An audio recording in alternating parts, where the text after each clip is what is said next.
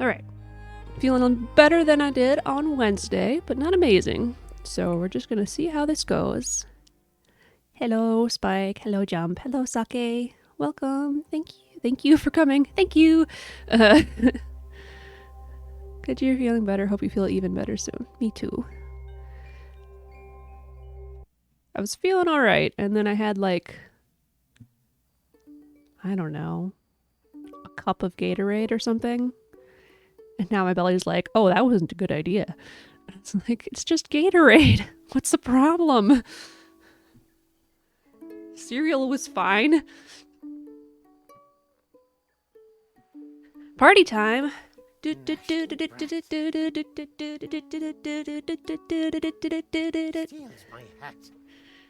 much electrolytes. I am Emmett Melanopoulos O'Donnell. Melanopoulos. I've won multiple awards for excellence in Oh god. technology. It's great when they talk over themselves. It's what plants crave. It's corn. Alright, I remember being stuck here when we ended. We need to get across. I've But been waiting up here in the tree all night long, and no one has come. he doesn't want me to use the light here.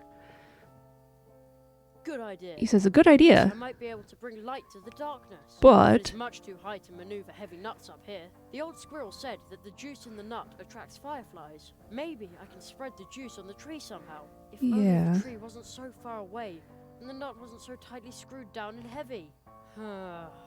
It's not easy being 12. okay, he does say that it's screwed down, so maybe that was my problem when I was down there. No, I'd better... that doesn't need...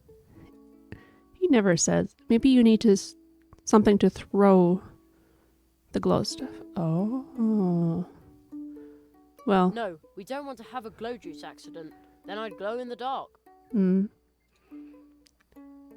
Nice view. Wait. And one of the mouse guard's cannons. Okay, yeah. I thought the spoon would be a good... I forgot.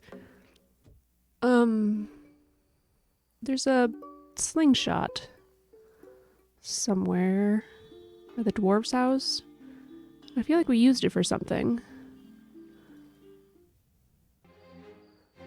Oh, right, not this way. Bridge? Yes, bridge. What did you find, Toby? This side of the brook or the other side of the brook? I don't remember. Oh, good. Now, if I sit on this and then cut the rope... bad idea. Oh. Look for the magical creature you have No. already met. A little... I know. What to do if you want... I clicked on the wrong... I clicked here on accident. No, we don't want to have a glow juice accident. Then I'd glow in the dark. I mean... Yeah, having this here versus over there seems pretty wild, but... It was a thought. What am I supposed to do here? Alright, let's go back to where we were, I guess. Ah, the cannon. You testing out all of those, bits or whatever? Whatever the deal is. Nook, use it.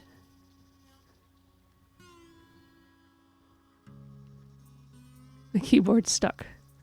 Sucks.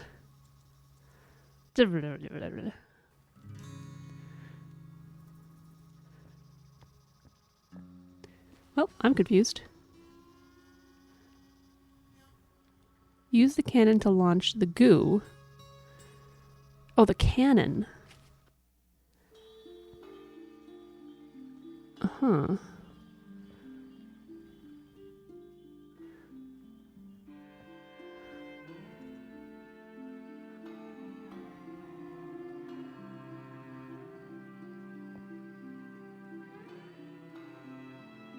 Paws off. The cannon has to be ready for the next crow attack. Imagine a critter like that flying right into the town hall. Again, usually they fly out the northwest. I have to keep my eyes open all the time, even at night.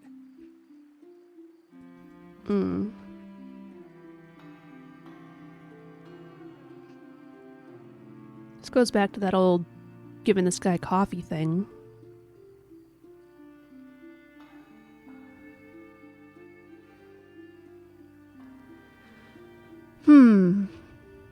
Mumble, yeah.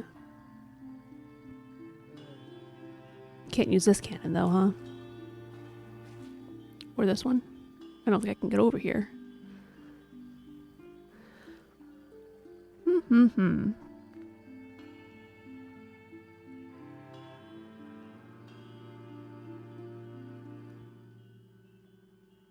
So the cafe is locked at night. But we got into the party. So can we go in this way or is it just locked? Locked. It's locked.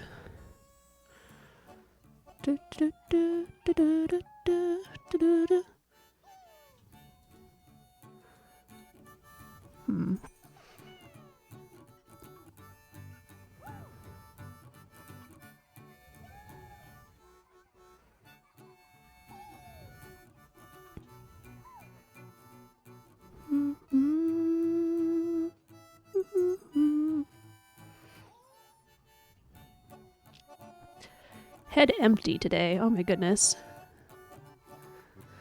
Okay. Yes. Oh, instead of making him awake, make him asleep.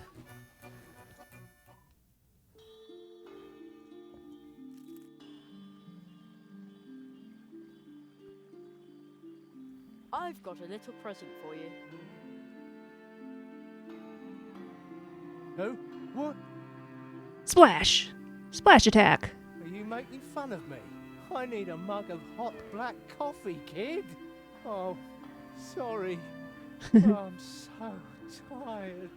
So tired. A cannon, just like in a pirate movie. Arr. Oh. I'm Jerry Hazelbeard, the pirate mage. Oh, there. Paws off! The cannon has to be ready for the next crow attack. Imagine a critter like that flying right into that. Usually they fly. I have Yes, to yes, keep an yes, yes. Problem is getting the hot coffee. Can't do that from here. I can't talk to that guy from here. That'd be insane. I don't want to talk to the church mouse because he talks for so long. Let me in. Let me in. The door is closed from the dwarf's place, and I don't think the key is available there. I can take another little look, I guess.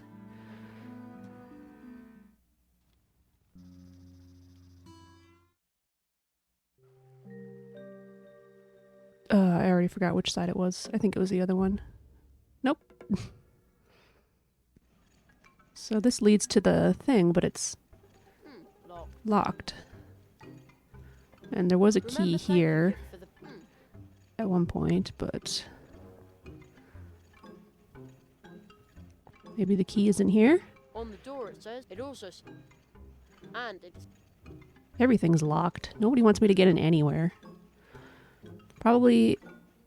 Oh, does it need to be hot coffee? Yeah, I tried giving him cold coffee before, and he was like, the "What? dwarf What's already wrong thinks with I'm a you?" burglar, so I'd better not go break. I want to break into their strong room, though. The dwarf already. So I'd. Rip.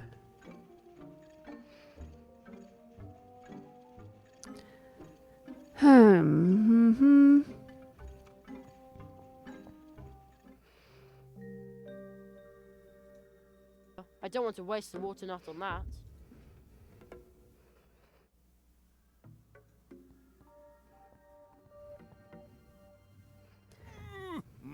Have you come back to...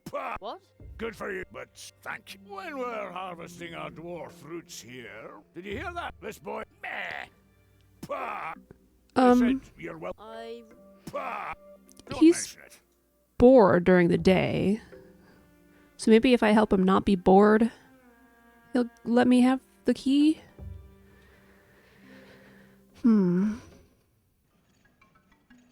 Guest bed. The dwarves are snoring.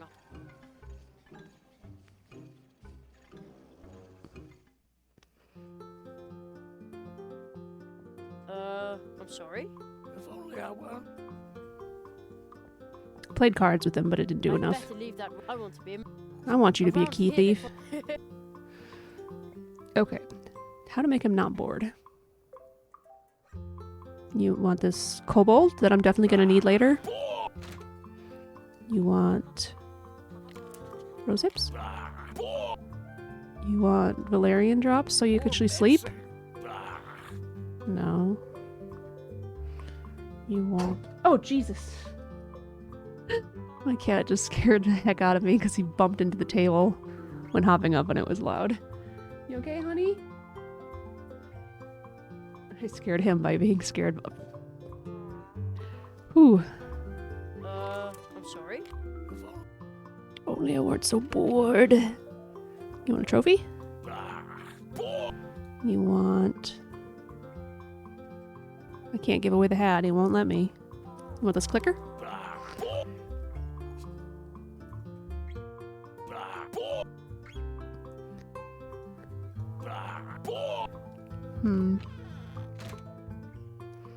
A stick gives you endless entertainment. I don't know what this guy wants. Let's play cards with him. All right. Let just The game warm up my starts. brain a little bit. Opponent's turn. Opponent asks for a card. Rip. Opponent asks Oh, for well, a there goes card. that. Opponent's quartet. Lucky duck. Opponent asks for a card. Draw a card. It's your turn.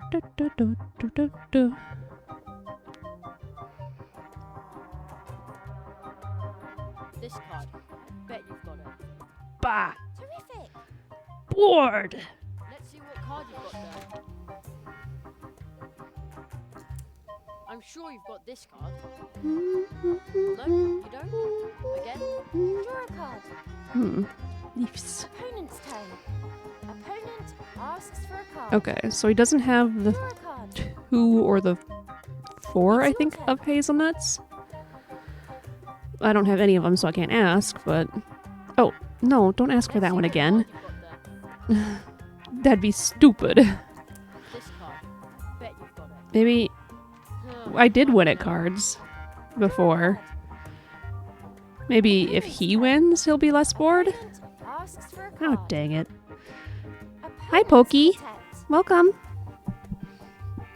Opponent asks for Why a you card. cry? Opponent asks for a card. Yeah, don't have that one either. That's why I asked for that one. Choose a card. This card. Bet you've got it. Very well. Let's see. I'm sure you've got this card. Excellent. Let's see what card you've got there. This Did I card. ask for this one already? Got it. No. Very well. It was... Let's see. This one has a similar 2 card, I think. This card. I bet you've got it. Oh, rats. Oh, rats. Draw a card. Yeah. Got a quartet. Opponent's turn. I'm curious to see if anything happens when he wins now. Draw a card. It's your turn. I don't really want to purposefully lose, though, either. This card. I bet you've got it. Excellent. Let's see. I'm sure you've got this card. Terrific. Maybe I'll try to win here, Let's see. and then if I win, I'll play again and let him win right away. A ruckus? You want to go explain further? Words are hard. I'm sure you've got this card. Terrific. Let's see. Oh, you saw Ruckus yesterday. That was your dog. Your parents' dog? Is he not doing well? Okay, lives with your grandma. That's it. This card. I bet you've got it. I was so sure that would work. You don't have the fourth of any of the things I have. You gonna go get a checkup today. Oh, good luck. Opponent Good luck, asks Ruckus. for a card. Opponent asks for a card. Oh, goodbye, leaves. Opponent asks for a card. Quartet. Opponent's quartet. Opponent asks for a card. Draw a card. Oh, Choose a card. I hope it turns out to be something, just really temporary. This card. I bet you've got Like it. maybe got a little something in his paw or, you know, something like that. Quartet. Yeah, many well wishes. Opponent's turn. Opponent asks for a card. Draw a card. Oh, Opponent's quartet. 105. Wow, okay, he won anyways. I like Pac-Man better. I'm sorry. If only I Oh, weren't it so didn't matter bored. anyways. It's pretty old. Yeah.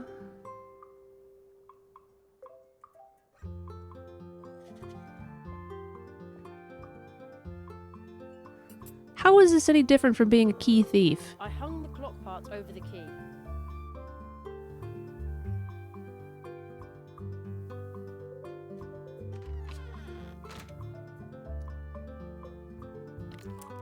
He used the clock part instead of the key without noticing. The door is now open. Now I could even get into the cafe through the back door where nobody's looking. Huh. I mean, I did notice that it looks just like the key, but I didn't really notice anything beyond that. You know?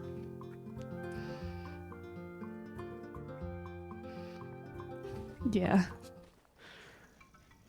Oh, God, that looked weird. I'm so tired again. Me too, It's kid. completely dark outside, and the dwarves are gone. They must be working in the fields outside. Yeah, too bad I have to walk all the way back to the cafe. Oh, just a second. I clicked just a tiny bit too far and clicked out of the screen.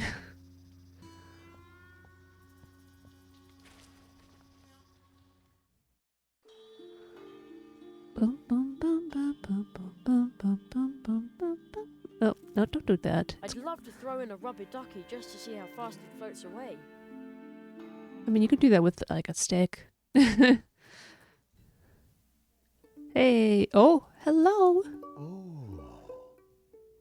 Hello, Jeremiah. Hello. It seems like you also like to be out and about at night. I love the serenity of being alone in places like this at night. So I and break and hear enter all the whisper time. Of secret stories that are hiding here and there. Mm. I have a special story for you. It's about mice and squirrels in the woods. Would you like to hear it? Huh. Did you like my story? I don't know. often find strange things between the worlds. Fragments of stories long forgotten, lost Kobe. beginnings, Get down. and lost endings. Down. Perhaps there's something you have Good job. forgotten. Thank you. Maybe I can find what you have lost. I wasn't paying attention. What a wonderful night. Have I told you how much I love the night?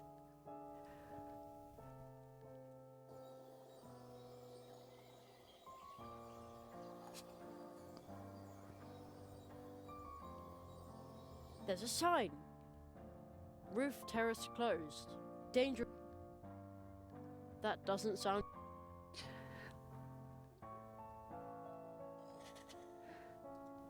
Kid is flippin' weird. I don't want to steal this key, but if I put something in its place and leave it there and the mouse is too stupid to notice, that's fine. Coffee. 1 hot coffee. It's gonna be the Too bad worst I don't like coffee. burnt coffee ever if it runs night and day.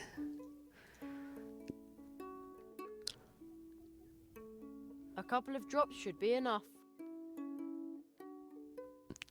It should be locked. It's locked. Good. I appreciate continuity. I mean, you can, like, have doors that stay locked when you exit them. Wrong side. Wow. Oh, did I? Up. Here we go. Good evening. Who? It's only me. Well, but I'm not complaining. Still, I'm tired and thirsty. Actually, I'd rather be working on my novel some more. You're an author? What's your name? Penny. Don't volunteer for the night shift, they said. And now... It's not like stealing a key is a crime, but giving someone a drug is not. But I think Yeah. you were complaining. Hello? Who's there? Still me. Oh no, oh no, oh no! Oh no! What if a crow had come? Or my superior? I need some strong black coffee very, very urgently. Why is Anya's cafe closed at night? Why? Okay, I tried to click him with the coffee. Okay, I'll try to get you a mug of coffee. Huh? Oh, No problem. If I'd it's advise you to avoid cold- sheep. Fluff, fluff. Okay, no, I thought that was a timer on it. It just I've says it's got a got drops in present it. for you. But if the coffee got cold in that time, I'd be Who? pretty annoyed. Toby, come here. What? Why? Oh, that's Anya's coffee. Wait a second. Wait a moment. Did you steal How did you coffee? get hold of that? Oh my gosh! Is that a problem? Of course it's a problem. Oh my gosh! Real coffee is hot as lava. It has to... Pro tip, this is why you can see the entrance to the town Scalding, and blazing when at the tree, so you hot. see the cannon. Yeah. Oh, yeah. This is no Oh, Game? Game? closed. I- Too bad. Clicked. With the coffee. Yeah, it's cold already. Cold coffee. With reverse effects. Ugh. Now my mug is...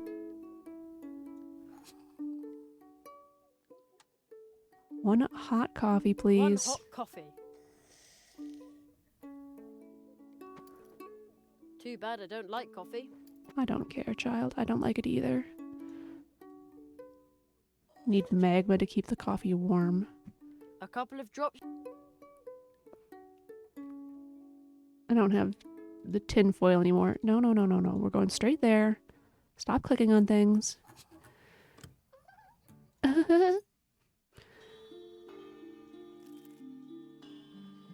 I did click the wrong entrance, exit, I've or got a whatever little before. present for you. How am I liking my scissor-ups? Oh, Spike, not me. Aroma. I'm like, what Rude scissor-ups? I don't have any fresh. syrups. Slurp. Oh, yeah. Boing, boing, boing. Okay.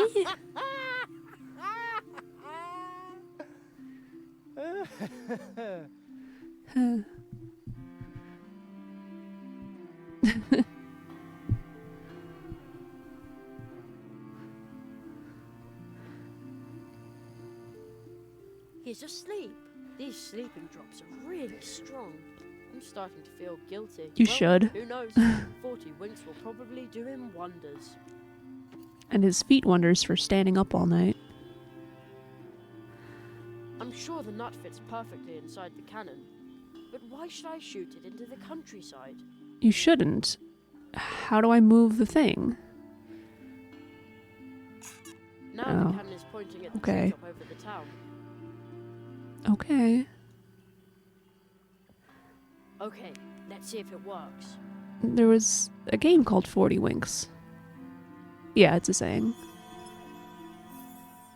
Wow. I almost hit the big branch behind the town hall. Knocked off a Will you leprechaun. look at that. The glowing stuff from the nut is attracting fireflies from all over Mousewood. And crows, Pretty. who want to eat the fireflies. And the guard is still sound asleep in spite of the noise. Now the cannon is pointing towards the fields. So he won't suspect a thing.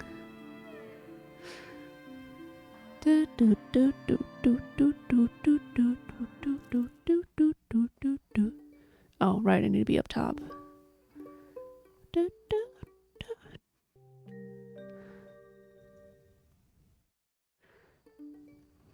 Oh, Toby, baby. Wow. The glowing stuff from the nut is attracting fireflies from all over Mousewood. Uh-huh. How pretty.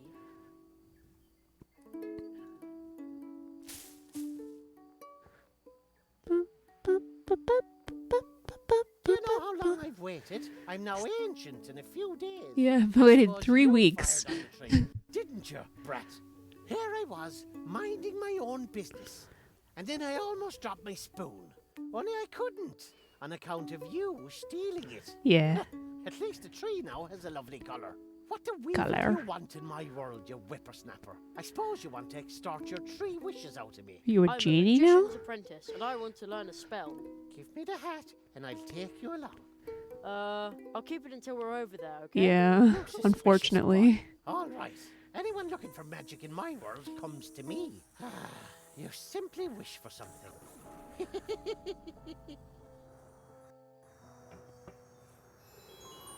is pretty. Was he serious about the wishes?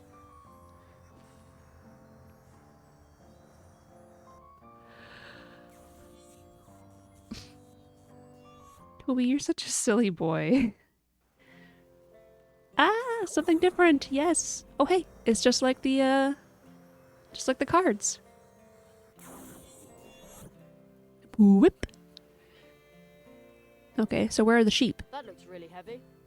Welcome to Ireland, yo. Hail and rain and wafts of mist. Okay. A whippersnapper Here it stealing is. my Size hat. 40 big. Just like that. An oversized Oh, what a green hat. topsy high time too. Oh my god. Such long legs and yet a snail's pace. Put it on, Grandpa. My shamrock's cold. Say, Okay. what is this place anyway? Well, stick some wings on me and call me a fairy, my lad. We're in the land of the wafting winds. The the wafting dazzling wind. depths of the lovely lakes of the melancholy musings of the moon. The weather is horrid, cold and wet. That's what I just said, you little shamrock ripper. Wish-pish. Wish-pish. Everyone's always after just the one thing. No wonder I stay in hiding. I'm sure you're planning to wish for 5,000 shiny leaf books, aren't you? I get No. to make a wish. Oh boy. I wish to learn that That's the spell. tradition, and traditionally, it backfires. What did you say? Oh, nothing. Oh, Where did I nothing. put that much money? You're worried about that, but I saw you. You've been collecting odds and ends everywhere you go. Your pockets must be deep, you brackish tea drinker.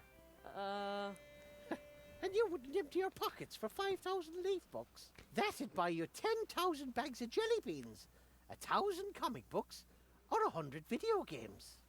Sounds great, but actually, Actually, there aren't that many games that are great for the one console I have. So, I'd rather be a master of my trade right on the spot. Really love to be more popular with everyone I know. What was that you just called me? what was that you just called me? Whippersnapper. Whippersnapper. Tater nose. Pipsqueak. Tater Shamrock nose. ripper. Brackish tea drinker. Slime slug. Junior potato farmhand. Miserable midgebait. Tedious tadpole. Oh, right. But I think you included some new ones. I'd rather be a master of my trade, right on the spot. Come on. All right. Oh my gosh, you can Granted. still You're now put your nose right into the Udi. certified, officially distinguished plumber. Uh-huh. What? But I... You're now a master of a trade.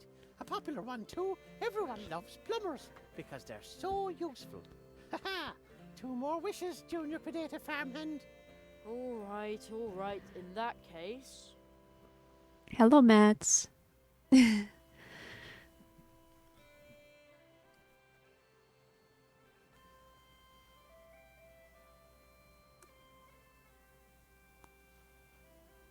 How is this? I don't know. Hi, Mats. I wish Welcome. I'd finished my training already. Okie dokie. Okie dokie.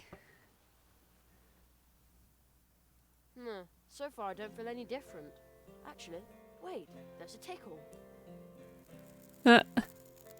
Ooh, could this tickle under my nose be my new power? Yikes! What's that stuck to my face? Haha! A moustache! A Just like moustache. a big grown-up who's finished his training. But I didn't ask for a moustache. Haha! 1 more wish, miserable Mitchbait.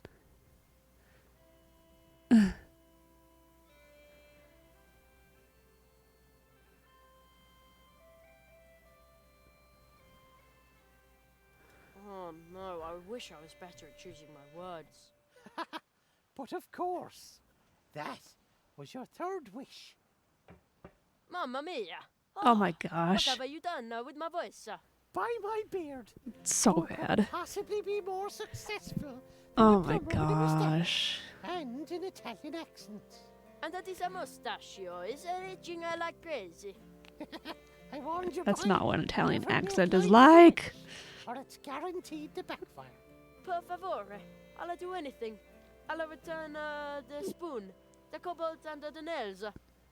Oh Just to my get me back gosh. to normal again. Are you trying to bribe an O'Donnell with Yes. his very own property that you unrightfully pilfered in the first place? Yes. You brazen scallywag. Ha! Ha! Ha! Ha! All right then. You and your obnoxious lovability. Oh, good. It flew off instead of going back into my face. I can breathe again. Thank you for undoing all those wishes. I had never said I'd undo all your wishes. You'll be better off if you remain a plumber boy. A hand full of skills is better than a sack full of gold. Now you've had your 3 wishes, leave me in peace. But you want your stuff. Oh, where did he go to this time? Oh. Well, he took the cobalt and the spoon, but not the nail. Okay, blah, blah, blah. Really, 3 things. How are you? Catch him up on literally everything since you learned how to play quartets. Of course, I somehow have 40 stories to tell in the span of 2 days. You're right, skills pay the bills. Okay. I don't know where you left off. I have a journal, don't I? Journal. Do.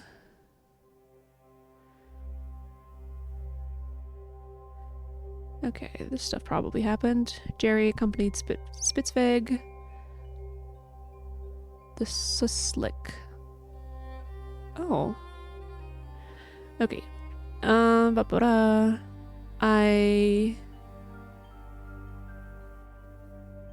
This isn't helpful at all. Okay. Since we learned to play quartets from the giant guy. Okay, from there, I played quartets with everybody, basically. I did some miscellaneous stuff, and essentially the task was to go find the leprechaun and have him bring you through with the tree, like how we went through the tree in our world to come to the Mousewood. Now we've gone from Mousewood through a tree into Ireland, I guess. And that took a lot of doing, but that was basically the task that happened. Yeah. So we're supposed to like go and learn spells. I learned the rock whisper spell so I can hear rocks that have a face. We debated a mouse, yeah. Have you really been doing that for the 6 hours of gaming? Yeah, that's how these games work, man. You're supposed to do a thing, and you have to do 6 hours of gameplay to get to that point. I may not be an archaeologist, but this tower looks really ancient. Also, it's been like a couple of weeks, so I can't really remember the details in order or anything. Reminds me of a gigantic multi-purpose wrench. The kind you use to fasten screw nuts. on There we rainbows. go. Oh no, where did that come from? Where do you think, child? Am I allowed to go anywhere? Oh, there we go. Yep. No, another Funny, poster. I'm sure he ran in here. Wait a minute, how did that get here? Zaroff. Everywhere Zaroff. This flag smells like a dog. How do I know that? We don't even have a dog. I don't know. Also rude to dogs. Green hills as far as the eye can see.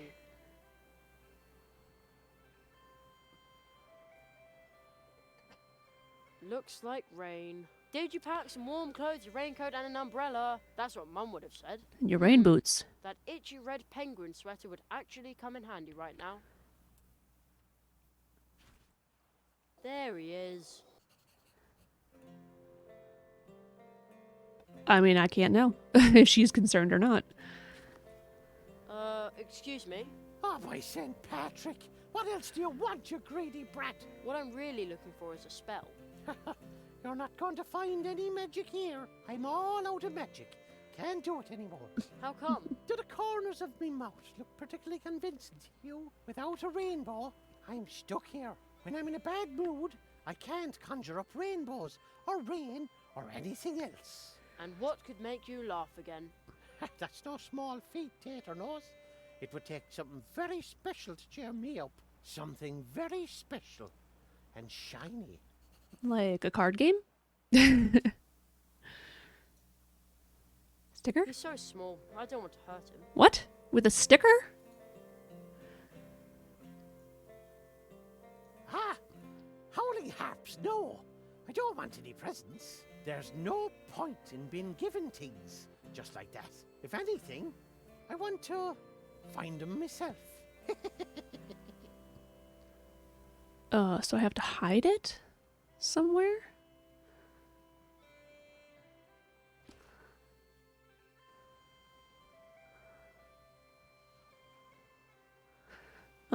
Technically you could just walk all the way back to home.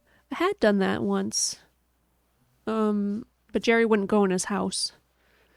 And the mom was in the house, so don't know.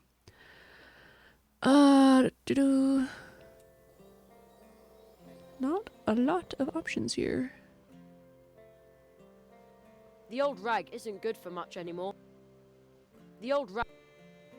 Fine. That's my trophy. I'm not just gonna give it away. It looks like you were going to give it away. And there you go. Now here's a sight for sore eyes. Is it silver? Who cares about Mum when we're adventuring? Tiny silver cup, goat manure and tater skins. It's as dull as a pot of tar. No, that didn't work. The trophy isn't shiny enough.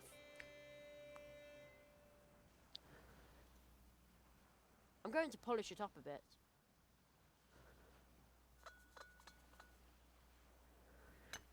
Perfect.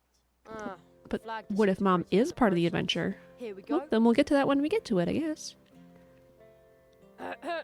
Oh, what lovely weather we're having out here. Ah, I look my forward to Woodruff rescuing her. lemonade tastes especially refreshing from this, Woodruff well-polished lemonade. silver cup. I'll just set it down in this window and look the other way for a bit. Totally captivated by the emerald splendor of the landscape. Epic final magic quartets battle to save our mother. That's what I see blinking. A wee, tiny, bright, shiny silver goblet. Oh, its beauty is worthy of the Emerald Isle. For all its lies and deception, constant toil and shattered dreams, the world is still a grand old place. Okay. Mother, Emmett is coming home. Okay. Stop! I've still got a spell to learn.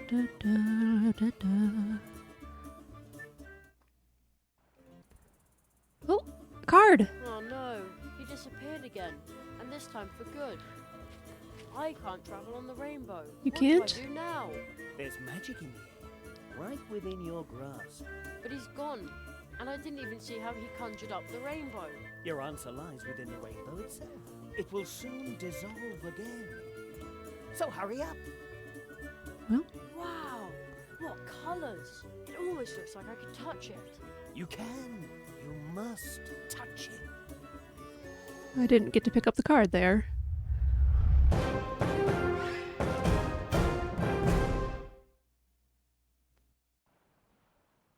You've learned a spell. To use it, open the inventory and click on the green glow spell on the magic wand.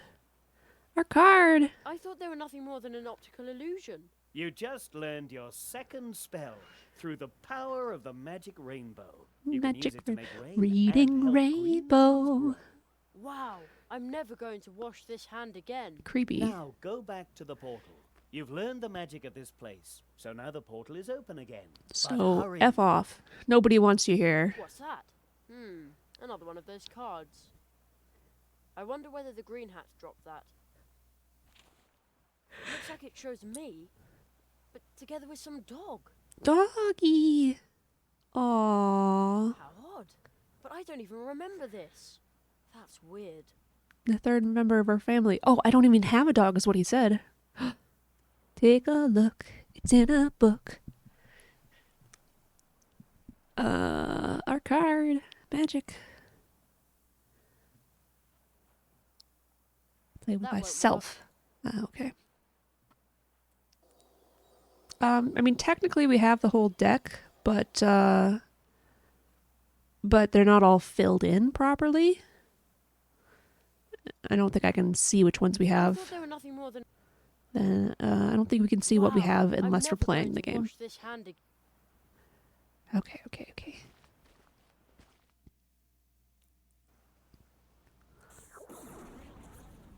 Well, I said that I can't tell, without playing the game, so we'll tell then. Blah, blah, blah, blah, blah, blah, blah. Goodbye, rainy green landscape. It's funny, but I think I'm going to miss the little guy in the hat. Wait, never.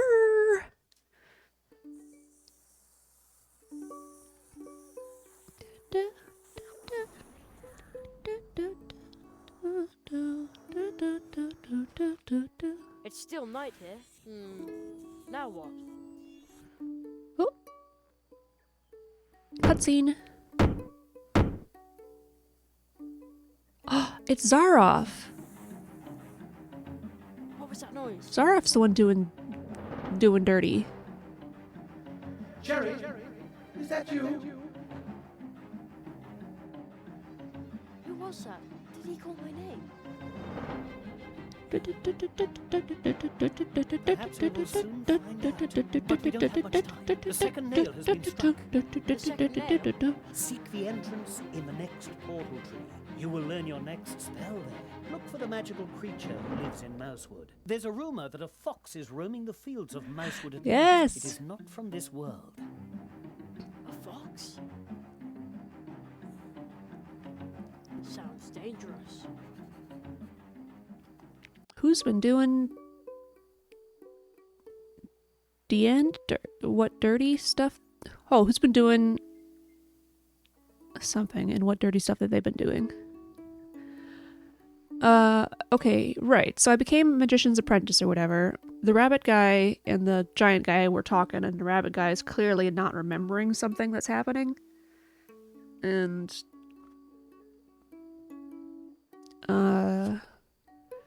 some unknown entity is putting nails into the crossroad trees or whatever.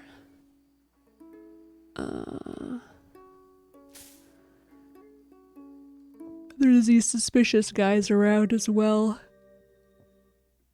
Yeah, the nails are bad news bears. That looks like... I don't know what that looks like, but it seems to be stuck in the middle of the tree. That can't be a good thing.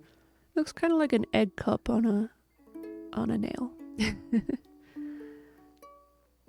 Oh, we can make things grow. Yes. You think getting better at typing and spelling after typing a 1,500-page book, but nope.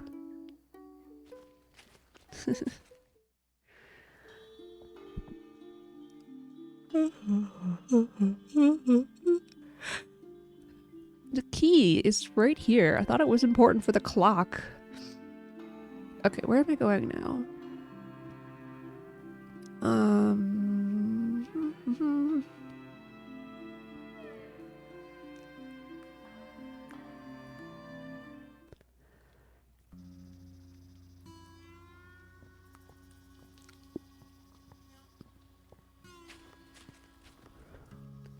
So there's this Will-o'-the-Wisp or Foxfire.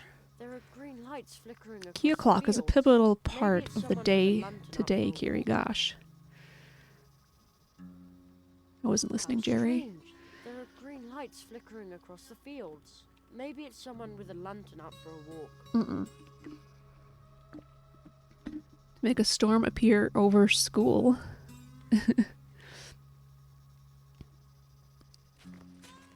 Oh, I know exactly where to use this. Hey, guy. You're right where I'm going. Hello, Litwack. Oh. Hello, Thanks. Maya. Did you know that the moon is responsible for the tides? But my old friend the moon has Welcome. nothing to do with this flood, or with the wild crows that haunt this area during the day. Do you see the lights on the other side of the river? Over there looms the beginning of the sad story for Mousewood's folk. I hope it will have a happy ending. Isn't there something we can do to help? Yeah, we could make it rain so there's more That is flooding. out of our hands, I'm afraid. But wait, let me tell you a beautiful story from the time before the flood. It's Cutscene? about the old magician visiting the post office by the river. Would you like to hear it? Yeah, I Did you do. like my story? I often Have to find actually check those out, I think. strange things between the worlds. Fragments of stories long forgotten, lost beginnings, and lost endings. Perhaps there's something you have forgotten. Maybe I can find what you have lost. Kitty. He's not a word I can't say because I don't say dirty words or swear words, not even in text. He's a cool 12-year-old on a magical quest for adventure. Green glow. I should do this during the day. Why? Why does it matter, child? I found this game fun, but I prefer Lucas games like Monkey Island or Grim Fandango. Those are very popular games. I haven't played either of them, but I know of them. This is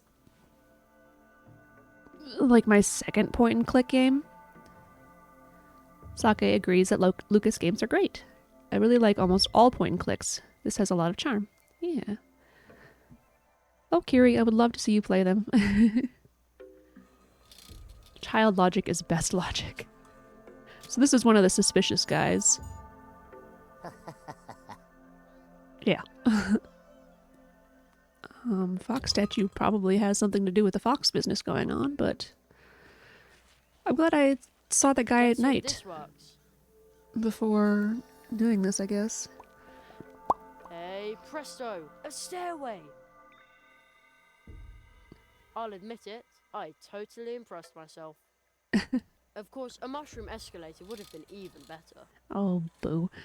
I only know like 8 point-and-clicks. Okay. First of all, let's check out the, where did he say I could find those stories? Oh, you do have Grim Fandango. I couldn't remember. Kiri knows at least 30 just by proxy of knowing Nancy Drew games. Yeah. It's true. I have some of the Monkey Island games. Don't Escape series. I'm going to put that that way. Deep Sleep series and Broken Age. You can find the story in the bonus section. Thank you.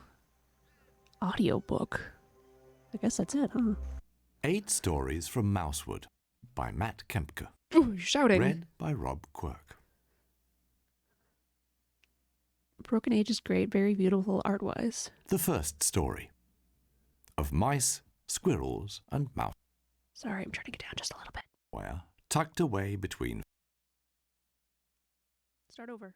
The first story of mice, squirrels, and mousewood forest. Sorry, he is peaking that audio so much. The first story of mice, squirrels, and mousewood forest. I own Thimbleweed Park. Somewhere, tucked away between sorry about that, faraway guys. fields and winding paths, there lies a forest crowded with mice and squirrels. So crowded, in fact, that even a mighty wizard with an even mightier beard couldn't wander the forest's paths without being asked by some tiny rodents for a lift, because they wanted to visit relatives who moved 3 clearings down the road a few years ago because there were gooseberries over there. And because there are so many mice, the forest is known as Mousewood Forest. But something was going on in the otherwise tranquil Mousewood Forest. A forest so peaceful that at noon all you would sense was the soft rustle of the wind in the treetops, the sweet scent of the pine needles, and a lone buzzing bee skipping its lunch break. Yes, something in this tranquil forest was disturbing the peace. For a few days now, some furry, fairly unhappy red squirrels had refused to refer to the forest as Mousewood Forest. The squirrels, as they saw it, were narrowly outnumbered by the grey mice. Why, they wondered, should Mousewood Forest only be known as Mousewood Forest? So they made a great effort to remind visitors out for a Sunday walk or a picnic that there were not only small grey mice, but also auburn squirrels with bushy tails and equally bushy ears. For example, under each sign that read Mousewood Forest, they attached a second, reading, and Squirrelwood. Furthermore, a few squirrels with particularly fluffy red fur lay in wait behind tree stumps and hidden in foliage to jump out in front of passers-by, look at those humans with honest, beady eyes, and push the idea that this forest could just as well be called Squirrelwood. As a rule, most humans are startled when suddenly something pops out in front of them from behind something. This may lead to them no longer thinking about Mousewood Forest and its name, which could just as well be a different name. Instead, they may flee, never to return. Or they may even scream and shout, since they weren't expecting to be startled. Those... Sorry, I need to take a teeny tiny break. And I don't actually want to miss this, so I'm not going to leave it going while I'm gone. And also scream and shout and let it all out. Scream and shout and let it all out. So I'll be right back. Yeah.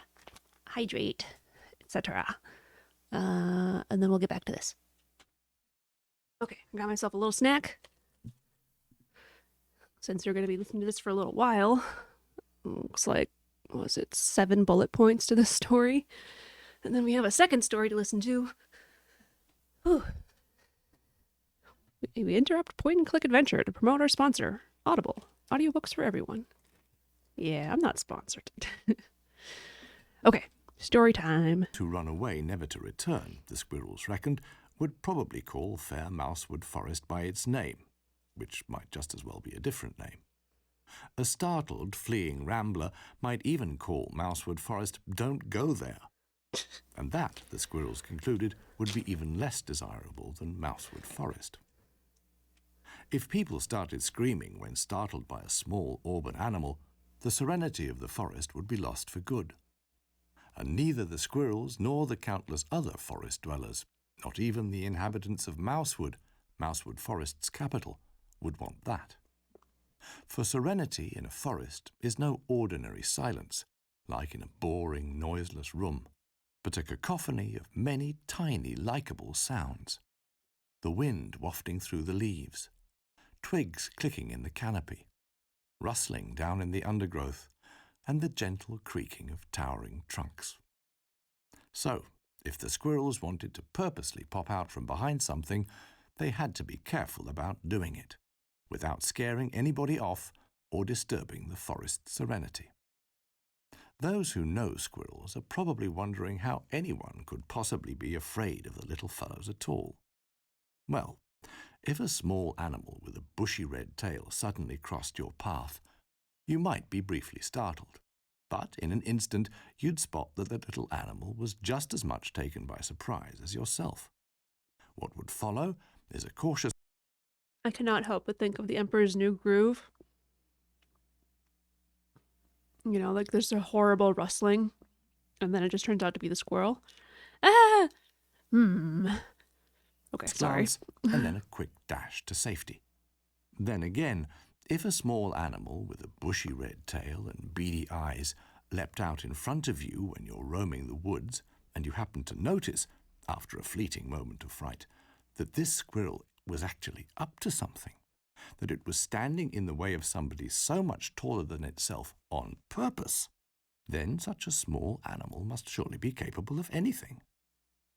It'd probably run up to you really fast, climb up your legs and back until it reached the top of your head, and then start furiously tousling your hair with its tiny paws. In anticipation of this, anybody would run or scream, assuming they don't actually like getting their hair tousled by squirrels who are up to something. Since squirrels are generally not very fond of having their own fur tousled, they try and hide the fact that they leap out on purpose. It has to look like a coincidence.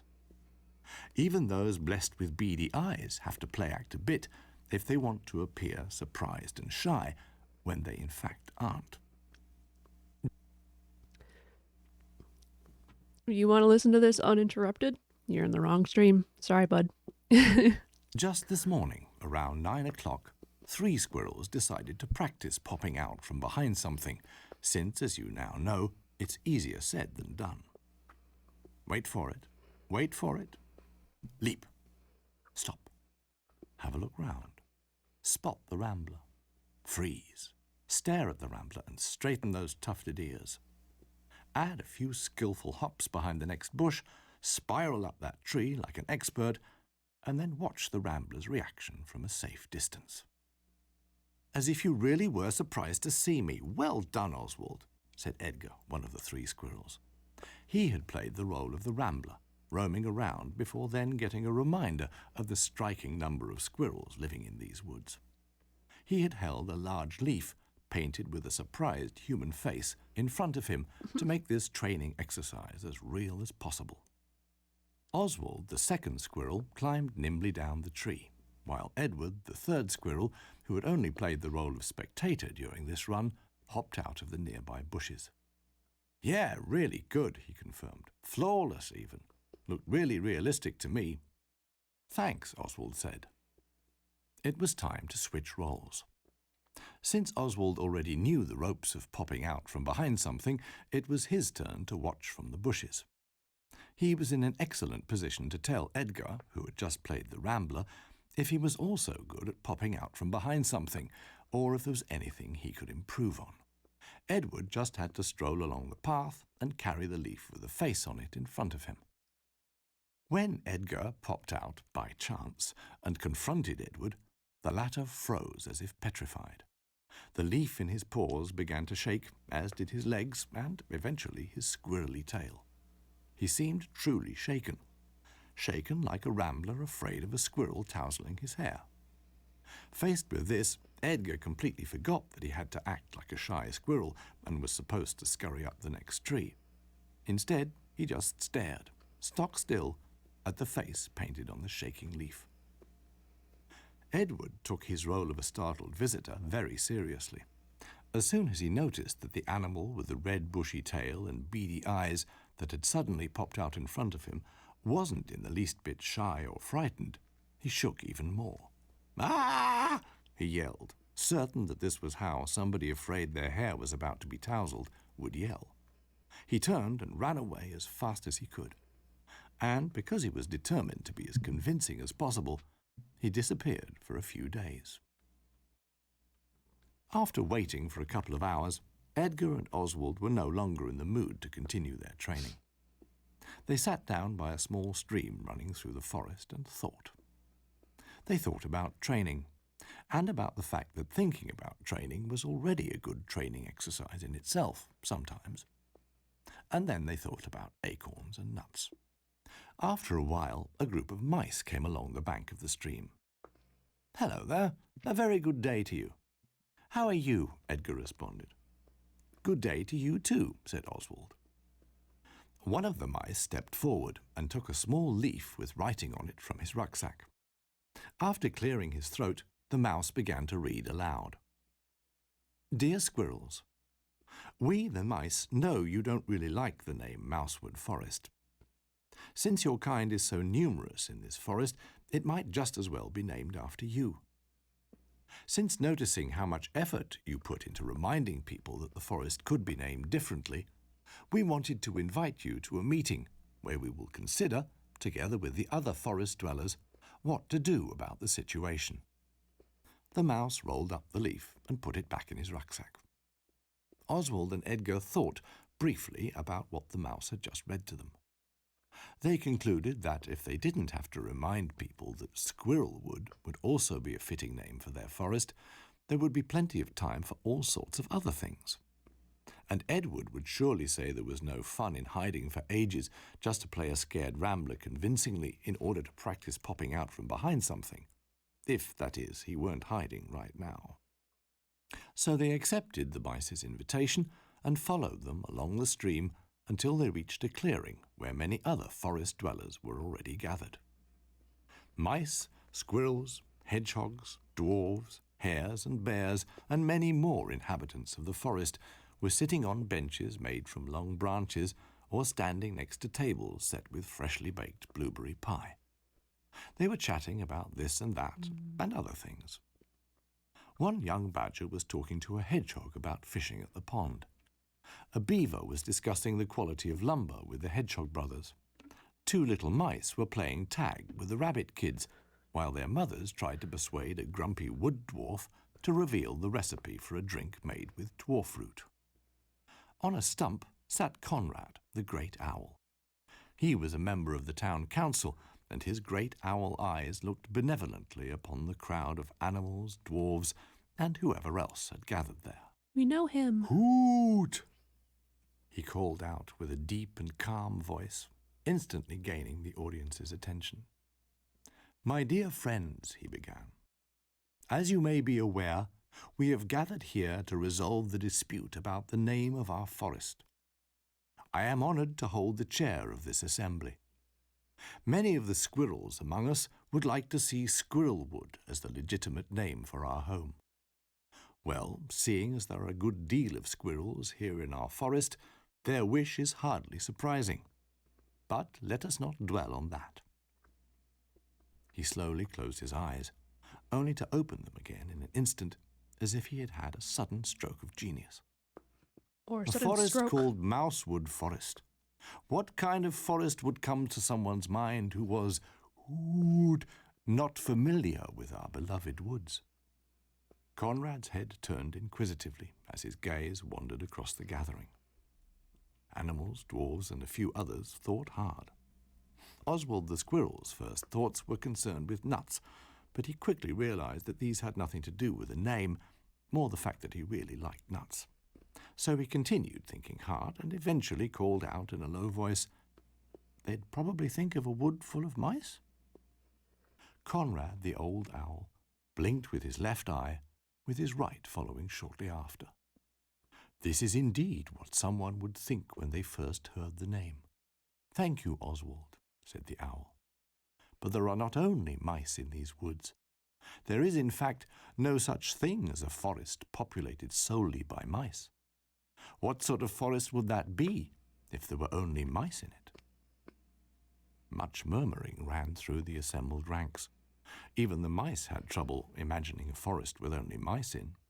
Nothing but mice. "We mice can't do everything on our own," said a young mouse named Humbert, while the older mice nodded in agreement. Humbert. "All on our own? Impossible," they exclaimed. "You see," said the owl calmly, "and we can't survive without you either." This he said with such conviction that some of the mice flinched. They had good reason to assume that this owl had an occasional appetite for mice, despite his wisdom and kindness. So, if someone hears the name Mousewood Forest and thinks there will only be mice, they will quickly come to the conclusion that such a thing cannot exist. Conrad balanced carefully on the stump as he spoke. They will be aware that there must be squirrels and badgers and ants and crows and all kinds of other animals. We all need each other to survive. But why is Mousewood Forest called Mousewood Forest anyway? Some squirrels wanted to know, still feeling disadvantaged. A wood sprite nervously clicked some twigs. Because at the time this forest was named, there were a lot of mice here, as there still are today. But even if one day there are fewer mice, this forest will still be called Mousewood Forest. You can't just rename a forest, can you? Just imagine if someone wanted to visit and couldn't find us because the forest had been renamed. Woot! And the squirrels had to agree. They had grandparents who rarely visited since they lived so far away. They didn't dare think how sad it would be if they were unable to visit because they couldn't find Mousewood Forest anymore. Yeah, the whole renaming. Furthermore- Pause. Furthermore, yeah. You ever heard of colonialism? little squirrels and mice. Conrad continued, it would not be wise to add squirrels to the forest's name, for then we would have to add the dwarves and all the other animals as well. A name is not supposed to be a census. Woot! Just imagine the confusion that would result. The squirrels preferred to think about nuts and acorns. They were far less confusing. Timer. You see, Conrad concluded, it is not about how many of a certain kind are present, or who was here first. This forest belongs to each and every animal living in and near it. Woot! Even if it is called Mousewood Forest, no one would ever believe only mice live here. It is a name, and the point of a name is to paint part of the whole picture, perhaps part of its history. Conrad then realized that most of the animals didn't understand, so he tried to give them an example. You see, someone called Honesty does not necessarily have to be honest. If she is dishonest, she would surely not change her name. Woot! She would remain Honesty, since that is the name that was given her. The little mouse called Humbert yelled in outrage, but if she were honest, she would return her name. If she were honest, said a surly wood dwarf to Humbert, she wouldn't have to. Then she could keep her name. Conrad the owl closed both eyes before he said slowly, but with empathy and a touch of impatience, you do not would change a name. You rarely do. Usually you don't. That would have to suffice. He spread his wings, performed 2 quick hops on the stump, and then, with 2 or 3 silent flaps, soared skywards. Some animals were satisfied with his explanation. Others debated whether Honesty could keep her name if she at least volunteered to return it after a single dishonesty, since that would be the honest thing to do. Others swiftly made their way home, unsettled by the huge owl circling overhead. It's the honesty name paradox, apparently. Yes. Mer's here. Audiobook. Yeah, okay, I'll finish this last bit here. The squirrels, Oswald and Edgar, were now looking for Edward. He had managed to hide in exactly the way someone afraid a small animal with a bushy red tail and beady black eyes would leap on his head and furiously tousle everything up there would. They walked slowly along the stream. The hubbub faded with each step they took away from the clearing and eventually died away. Wind rustled the treetops, and Oswald paused, pondering. So, the wood is not very much like its name, but it doesn't need to be, since names don't change. It just is. Even though the forest is constantly changing and growing, it just takes its name along with it. Edgar nodded eagerly. Both were glad that, since the forest could not just be renamed Squirrelwood, they and their well-hidden friend would have the next day off. Because somebody, at some point, when the forest was much smaller, had given it its name.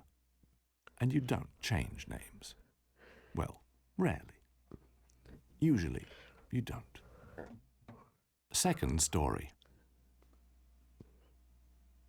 That's a lot of bullet points. I think I'm gonna do some gameplay. Break it up. We'll listen to this when I'm like stuck or something. Yeah, renaming lakes. Lake Calhoun in Minnesota is changed back, I guess, to Minbedeska.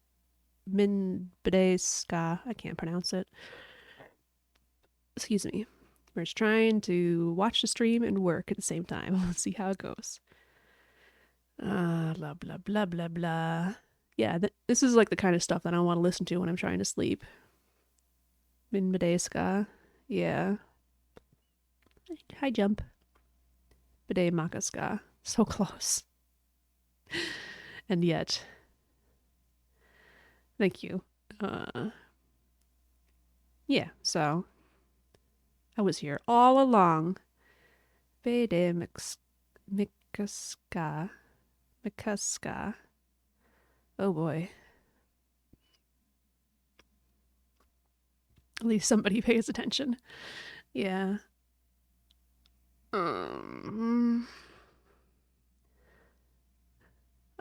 There's some history as to that, and I don't really want to try to go into it when I don't remember very much. The end.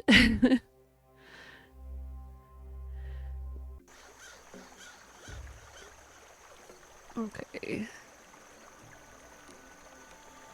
How's the volume for you guys? The book was very different, so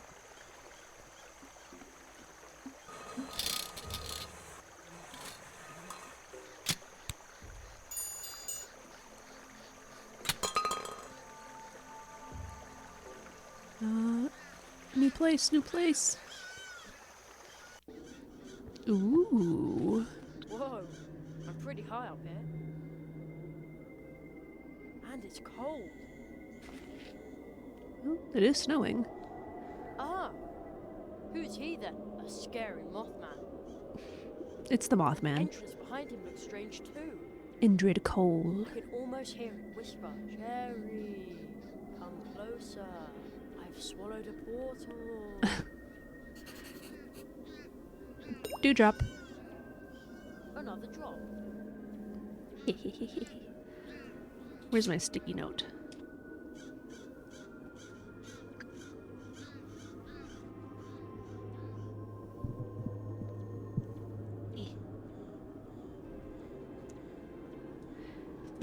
Okay. Do. Dizzying chasm. The passage is closed. They seem to be nocturnal around here. Fast asleep in broad daylight. Toby. Sometimes I wish I could do that instead of going to school. Then I could stay up all night reading comic books. Child after my own heart.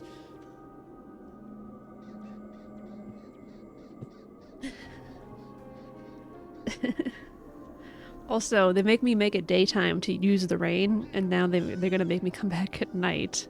It's like, okay. Fast. Sometimes then the passage. They seem to be. Yeah, I didn't actually mean to do that. Maybe I should drop a pebble so I can hear how long it takes before it hits the ground. That way, I can find out just how deep the abyss is. But what if I hit a mouse on the head? And anyway, I'm a magician now, so I should throw something like a ball of lightning to see how long it takes. But- so I guess any mice down there would probably like that even less than the pebble. But then you'd have to use an equation for the speed of lightning rather than the, Toby. He just grabbed my Ziploc that had bread in it, and he's trotting out of the room with it in his mouth.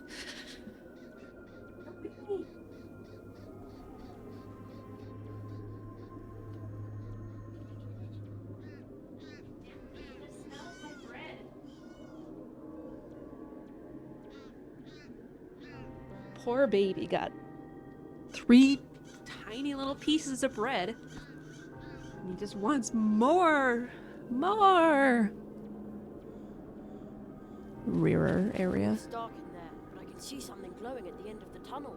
I sure hope that's the portal and not something else. Okay, can I make it daytime? Or right here. And by daytime I mean nighttime.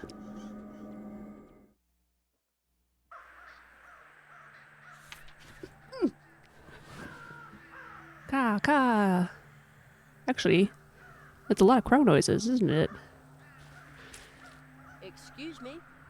I'm looking for a tree portal. A Have you got tree something like that in your portal. nest? And if you do, could I see it? Or pass through it? Is that a yes? Link 0 times for a yes. Maybe he can't hear me.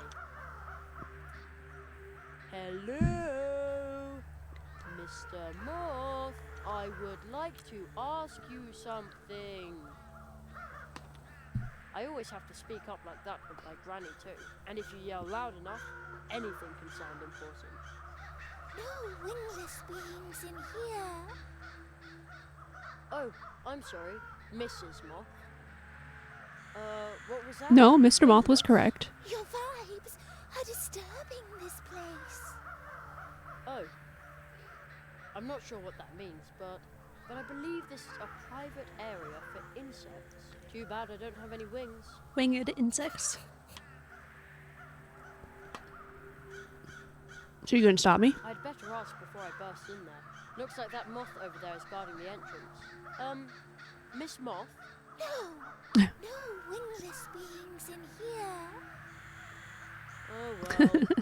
Your vibes are disturbing this place. Sounds good, Mer. I'm not sure what that means, but I believe this is a private area for too bad I don't...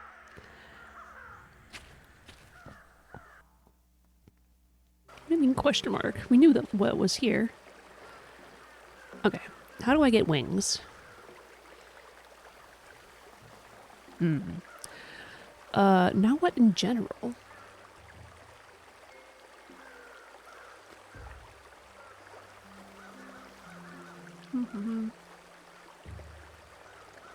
No. Toby. Toby, what am I supposed to do now, huh?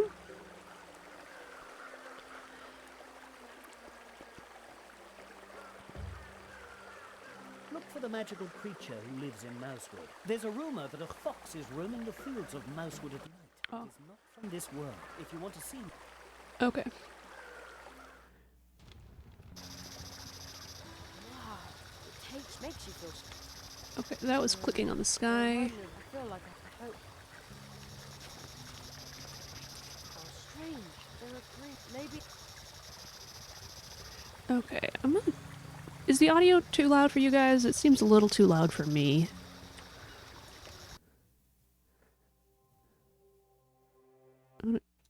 Wow, that's really irritating. If I click into Streamlabs, onto the audio thing, the slider, it bumps it all the way to max. Automatically, that's what happened the first time. I don't think it's too loud, but it does seem a bit louder than normal. Yeah, irritating. Just have to click somewhere else first, I guess.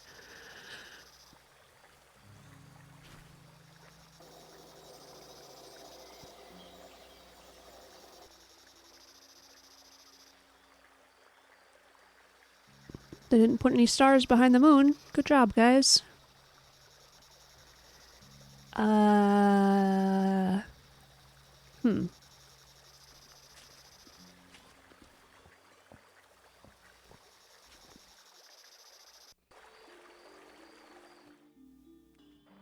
This is an insect.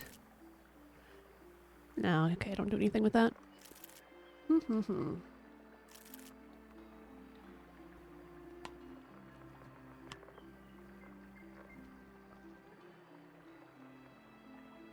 Okay. Maybe I have to find the fox guy again? The fox statue? They were here for a minute, now they're not. dark in there. I sure hope they're not some.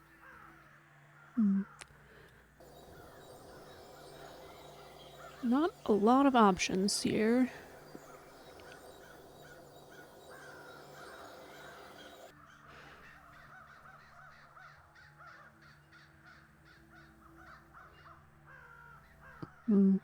Oh, will you play quartets with me? Bzzd. I guess that's a no.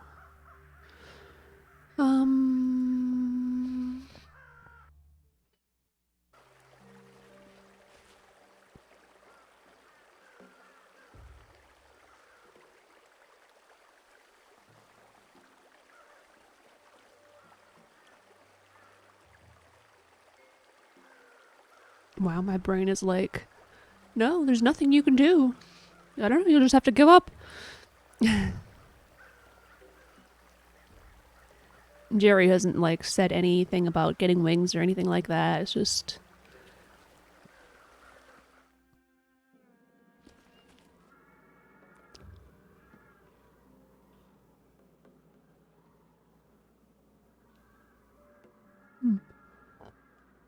Excuse me.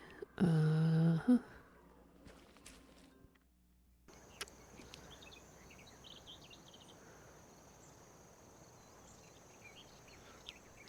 Dwarf.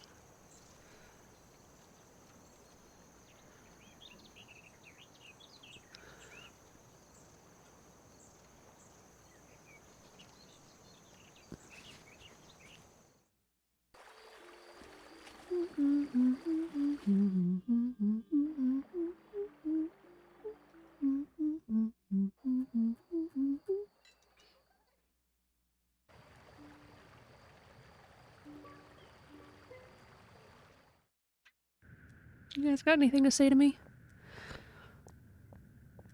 Back already?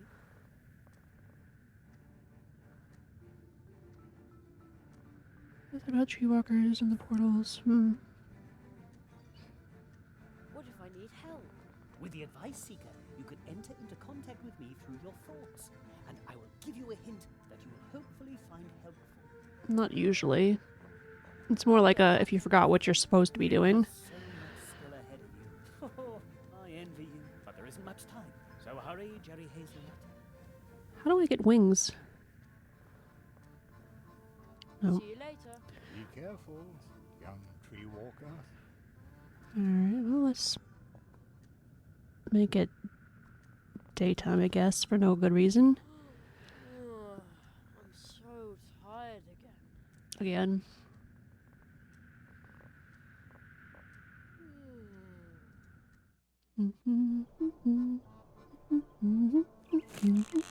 Oof. Gosh dang it, it clicked out of the screen.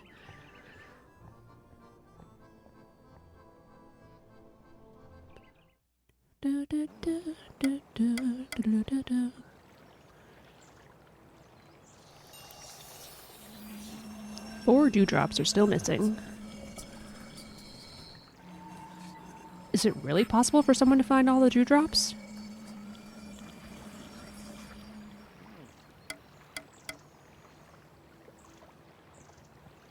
Okay.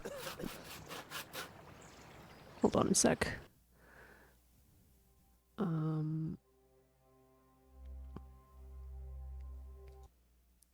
have a feeling the sound for me specifically just got turned up and it's too much for my little ears to handle.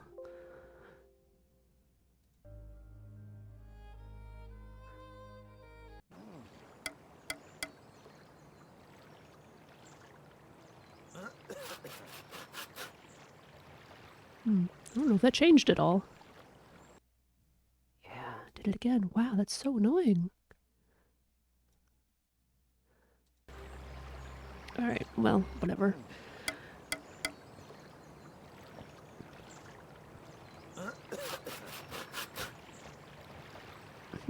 Yes, please. Walk. Alright, does anybody know anything about wings?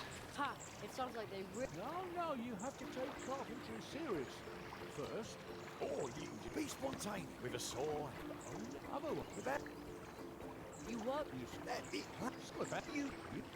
I didn't actually want to make them fight. I'm right. Okay. Something is happening here. Like, sound effects are so much higher than the speech right now.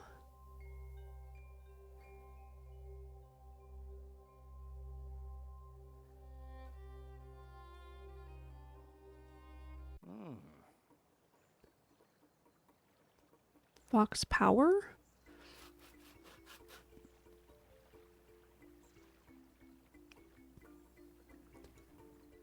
I don't have power from the fox. I have power from the leprechaun. Nope.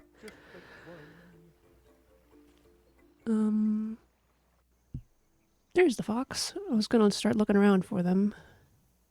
I can talk to the fox. Hi. You're funny. You're funny, little boy. And I can play quartets with the fox. Quartets. All right. Alright. A new game, a new chance. Huh. Is the fox the narrator for quartets all the time? Do I have all of the suits here? No, I don't. There's at least one missing.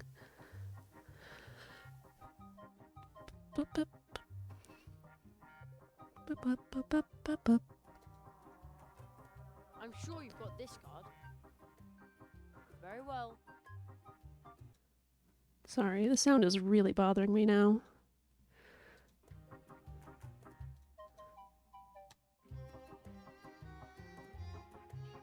I'm sure you've got this card. Well played. And another quartet. Let's see what card you've got there. This card. I bet you've got it. Huh, I might have known. Draw a card. Opponent's turn. Opponent asks for a card. Draw a card. Choose a card. This card. I bet you've got it. Huh, I might have known. I kind of guessed as much Draw a since card. they didn't Opponent's ask for turn. those, but you know. Opponent asks for a Well, card. goodbye, Mama. Opponent asks for a card. Goodbye. Oh no. Opponent asks for a card. Okay, the 3, Draw a huh? card. It's your Bum, turn. bum, bum, bum, bum. I'm sure you've got this card. Excellent. It's gotta be the Great Zaroff, huh? Let's see. I'm sure you've got this card. So they're in league with him, maybe? Well played. Let's see.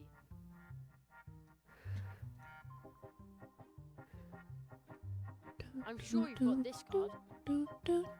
All right. Trying to remember. Have you spoken to Mr. Churchmouse and has he asked you to do Opponent's turn. something? I've been AFK Opponent helping somebody. Asks for a card. Draw a card. Choose a card. I'm gonna see if they have this one. No. This card. I bet you've got it. I mean, I went and got jokes for him Upgrade. before, Upgrade. Draw a card. and I got the beetle for him, Opponent's turn. Opponent asks for a card. but that's what I've done for him. Opponent asks for a card. No! Opponent asks for a card. Opponent Itchy. asks for a card. Rude. Oh no. Opponent asks for a card. Opponent asks for a card. Opponent asks for a card.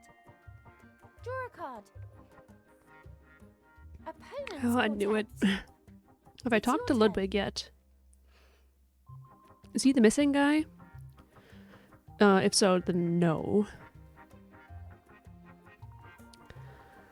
I'm sure you've got this card. Excellent. I thought you meant your Ludwig for a minute, and I'm like, Let's what are see you? what card What? you've got there.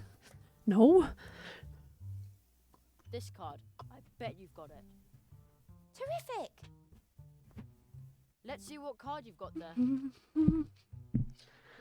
If I recall correctly, there's stuff to do around the destroyed radio station after you have partial jokes. During the day, probably. This card.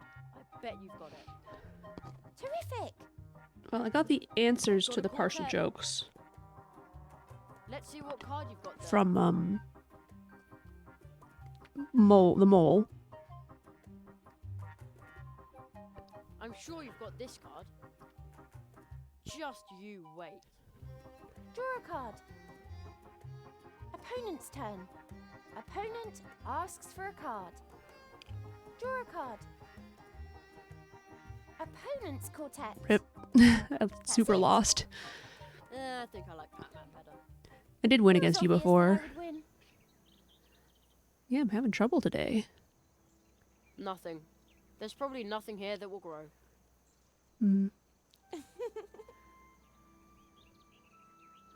Take some It pepper. doesn't need any space.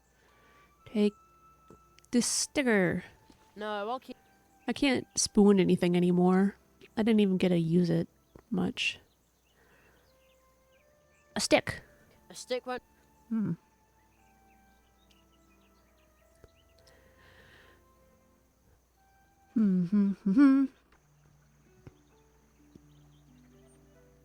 0 out of 10 game, not enough spooning.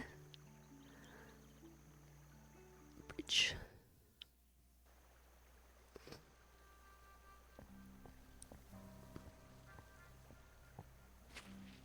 Hi, Edith. Oh, look at that teeny tiny dewdrop. Dewdrop. Another one. Way on the bottom of the screen. I'd better stay on the signposted trails. I'd get hopelessly lost in the fields. The sun has really dried out the fields. Okay, there you A brief go. shower would do them good. Okay, maybe I saved the harvest. Maybe you ruined Or it. maybe not. Well, it certainly can't have hurt. Did anything even happen? I'd better stay on the sign. What? Okay, maybe I. Or maybe. Well, it certainly. It could have. It did something, but then it didn't actually do anything? Oh, Ludwig is this guy. Okay. Looks like we'll have to get our mosquito bites somewhere else then.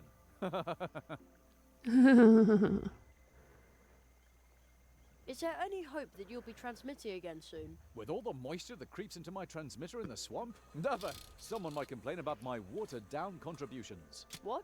But your fans. They'll say my jokes are all wet. How will you explain to your fans that you're quitting? With damp eyes. Because everything's flooded, right? No, because it's it really is. sad. Oh, you can't just give up like that. I'm not giving up. Crack a nut, squirrel, as the young people say these days. No, to get me to stop broadcasting, they'll have to tie my arms, legs, mouth, and belly button. But you just said that you're going to I be have stopping. To be going. See you soon. And remember, swamp raid more Yeah, and yeah, more yeah. Blah, and- blah, blah. I know what I could do to help this flooded area. More rain. Nothing. There's probably. Blah, blah, blah, blah, blah, blah.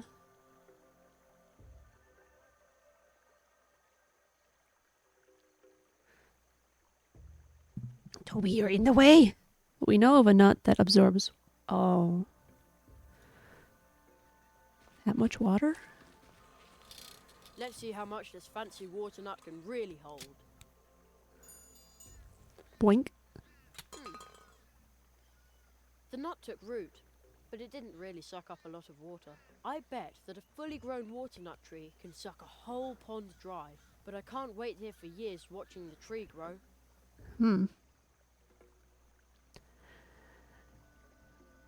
Maybe we can provide some help for the little water nut tree. Maybe all it needs is water. Oh, cute. Wow! That's the right attitude. Toby, you're... Oh! Hey, listeners, Hey, look, a Boromir has fox. dug himself out once again in one piece and dry as a bone. We will now continue with our program. Ooh, batteries. 5. Mole in the morning, mole at noon, and mole in the evening. As always, we'll start off with my favourite music.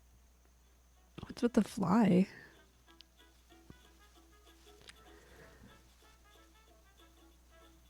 It's so quiet.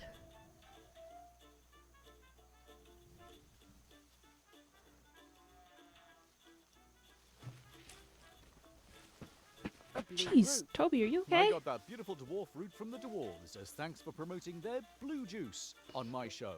But the listeners at home already knew that, of course.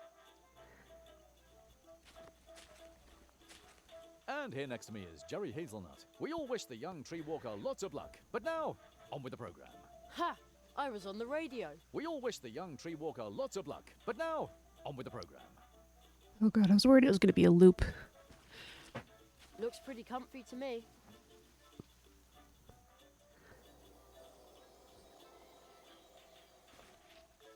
What an awesome flower. I shouldn't pick it, but I just want to touch it anyway. This isn't a museum after all. Toby, what you doing? Set up in honor of the foxes, or to annoy chickens.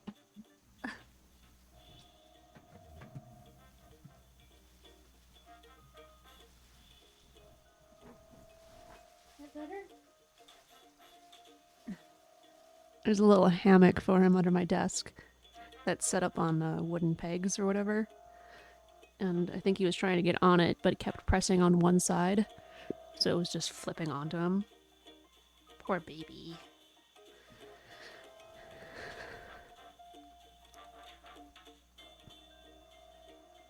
Oh, yep, grab onto that ooty fluff. Chomp, chomp, chomp. Anything with a face, huh? Oh, it... Try that again. This tree is a road for the foxes.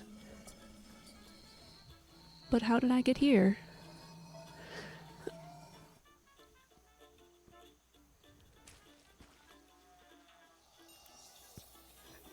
You have lost something.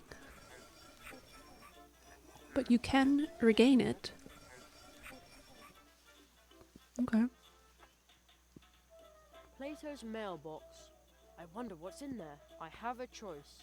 Wet feet or ignorance. I'd rather stay dry and not know. Phew, it smells of wet dirt and grass. Really? Looks like a very large Oh, corkscrew. I did forget dewdrops. Bloop. Another one. Stylish. Judging from the mailbox, Plato lives here. Sticker. Another one of those stickers. Creepy.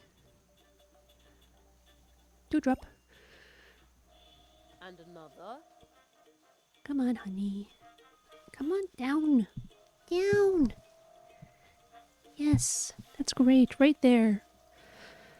So I'm not allowed to go up the tree or into the water. Looks like a very large corkscrew.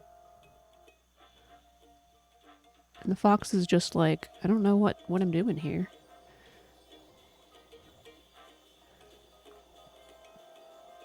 Okay, can I go?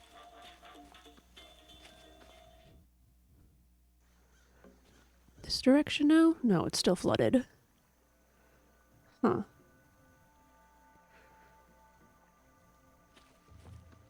The large river back there has burst its banks. Looks like every... I think this is all you can do here for now, but there's the wheat fields with the foxfire at night. Okay, we'll try that again, I guess. Hi. Do do do do do do do do.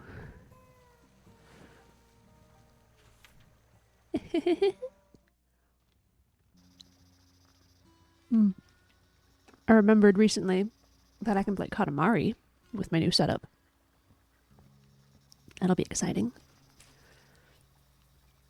Hey, man. How strange. There are maybe... Maybe I can douse it with this?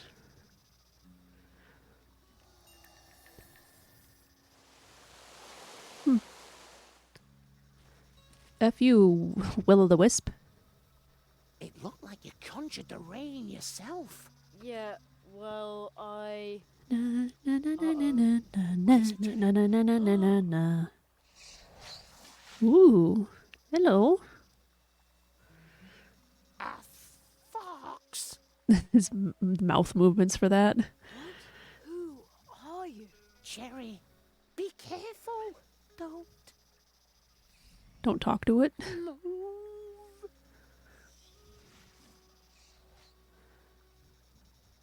Wow. Oh, but my little froggy heart is still Little racing froggy like heart. crazy. Fortunately, the fox wasn't hungry for either of us. That was no ordinary fox. Did you see how many tails it had? What are you doing? Oh, I know what I you're wasn't doing. paying any attention to that, but what a scare. Dobby. Oh, holy dragonfly. The fox jumped towards the swamp. Can you really smell the have to bread go after inside it. my pocket? The bread bag inside my pocket?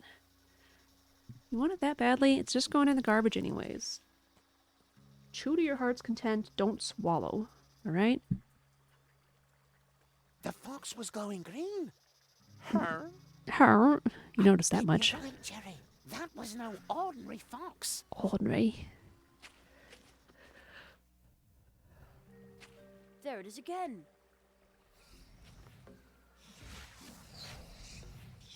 It jumped further into the swamp. It almost looked like it was waiting for me. I'm going after it.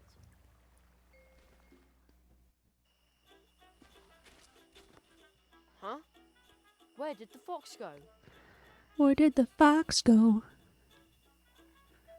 That's Buzzy, the dewfly. I call him that because he creates a bigger buzz than even I do. Actually, he belongs to the post office, but I've grown really fond of him. But shh.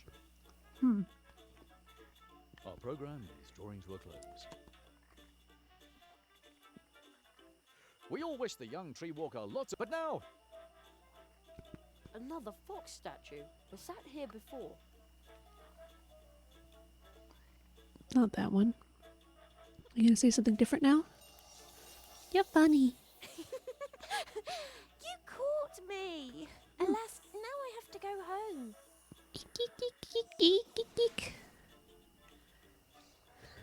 That's where the fox went.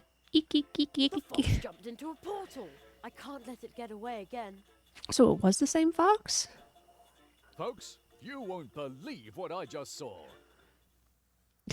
Bow wow wow wow wow. Ooh. Oh hey, and this is the stuff on the cards. I can call them fox cards now. Welcome to So- Japan. You finally returned to us, Kitsune. I hope you'll stay a little longer with us this time. The poster for Zoroff, but it's in Oh, Japanese. the fox skipped off. Again. Creak. So its name is Kitsuna. But who just talked to the fox? Bonk. Come on and slam, and welcome to Japan. So where am I now? It is very quiet here, as if there are no people anywhere near. Or Any more of these animals. fox statues. Very handsome. But I can hear a very soft ringing or chiming. Must be coming from this big iron bell.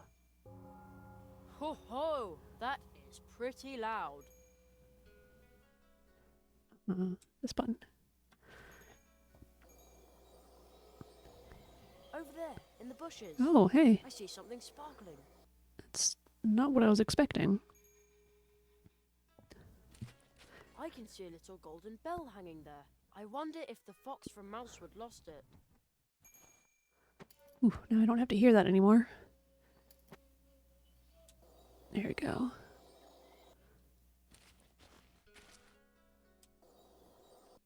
It almost looks like an entire city back there, but I can't see any people.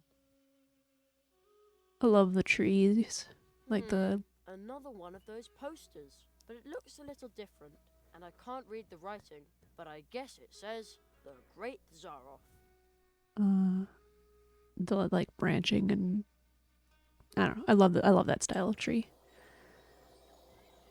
Set up in honor of the foxes, or to annoy chickens. Earlier it sounded like it was talking. Oh, is it blindfolded? Hello? Anybody there? No reply. What a strange statue. Is that supposed to be a fox as well? Huh. Do, do, do, do, do. Poor. That is some army of fox statues. Scary. Poor. That is Kind of makes me want to play Okami, but it's a long game. And there's a lot of it that I'm not great at. I know, there's some of it that I'm not great at. Just a second. I really want to play Okami Den, but I don't have it. Jerry, what are you doing here?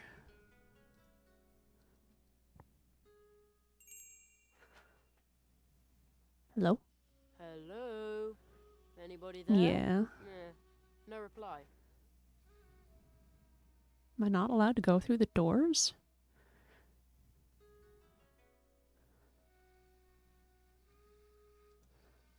On the door?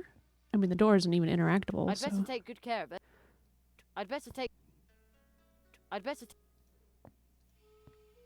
Okay, so I mean, this is an interactable thing, and it's just not doing anything. You want some pepper? That doesn't need any special... You always say that.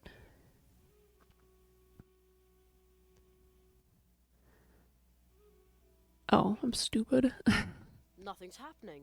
Maybe it's because it's made from wood, not stone. This one's made out of stone. This tree is a road for the foxes. Yeah, okay, we knew that. Let's go talk to these other ones.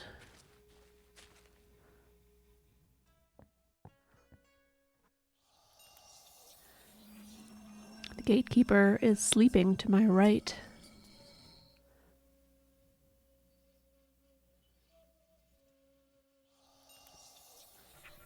Oh, wait, did it say above me this time? Gatekeeper is sleeping above me. Oh, I have to click on specific ones. To my right. You are the rightmost... Oh, you're right. Above me. A little closer, this one. Hello. Huh. Who disturbs my Slumber. I cannot see you, but I sense your presence. My slumber. It is I, Kazim, the humble thief. Your path has led you to this point, but no further. Squash. I am the keeper of this gate. I am the guardian of this place. A blind fox could smell you from miles away. And so can I. How did you arrive in this place? That we foxes wrested away from the humans. Human. Since I did not allow you to enter through this gate, you must have gained access through the tree node. Yes, the portal. Kitsune. Her dealings with humans have rendered her almost as blind as I. Is that a reason to not let me through? This gate will remain closed to humans. Well, I better transform into a little fox then. Kitsune. Her dealing... Is that a reason to... This...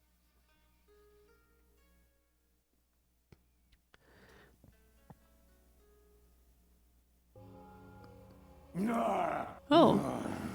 Stop this cruel din. What my blind eyes cannot show me, my ears will tell me twice.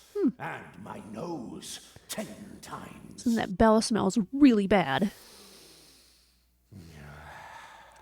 I can smell you. I can smell you.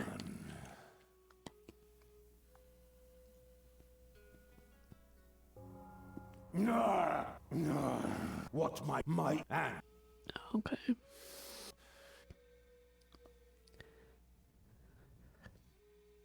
That doesn't need any special It sounds spice. like it does. Me? Maybe I need special spice? No. Put the sticker over your No, nose. I'll keep that. Aw.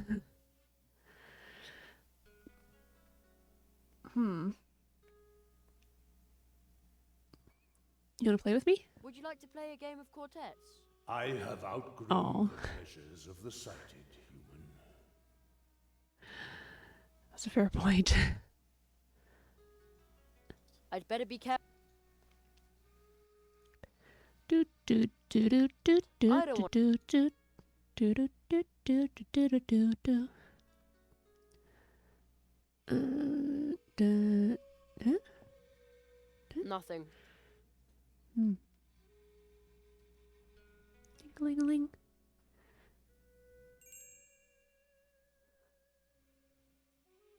Kitsune, is that you?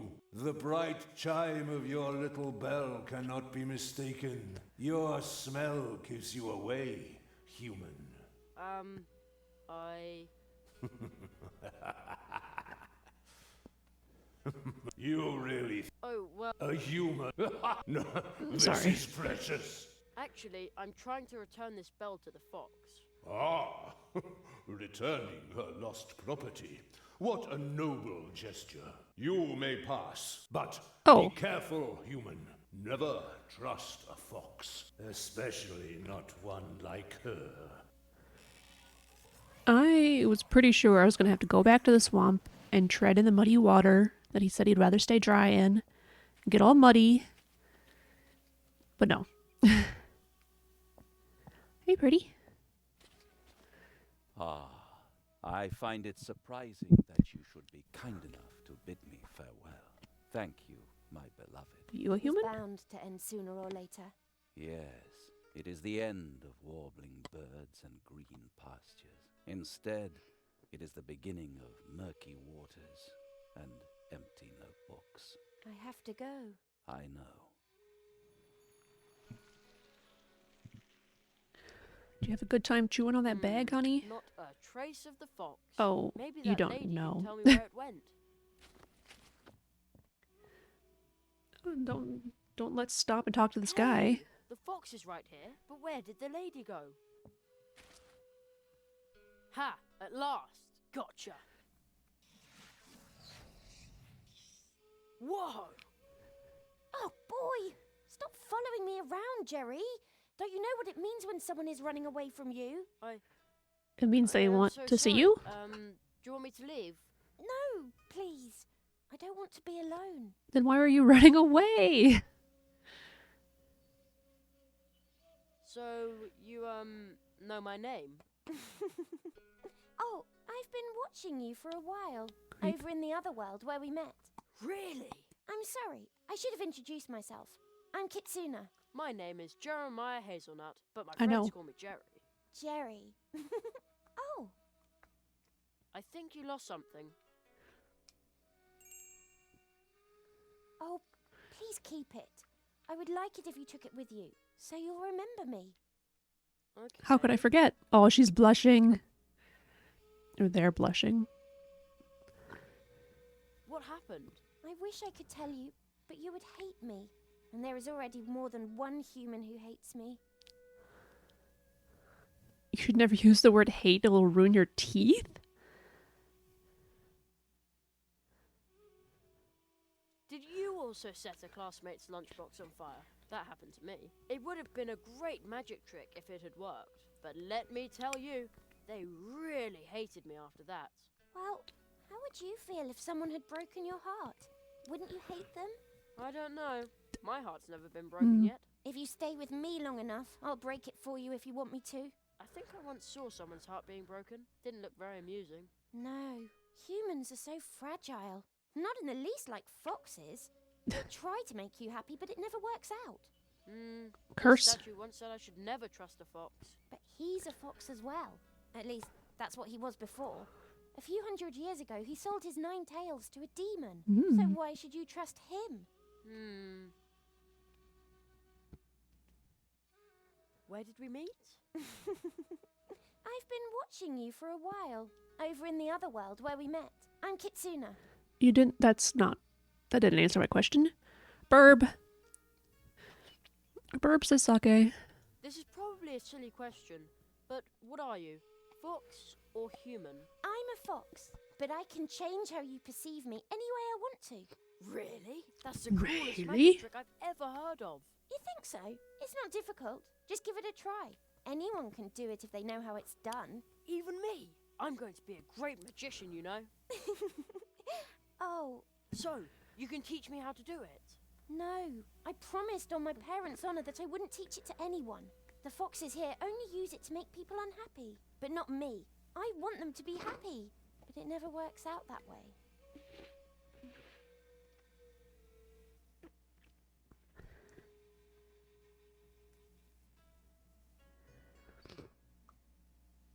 For your information, happy is my favorite word in the whole dictionary.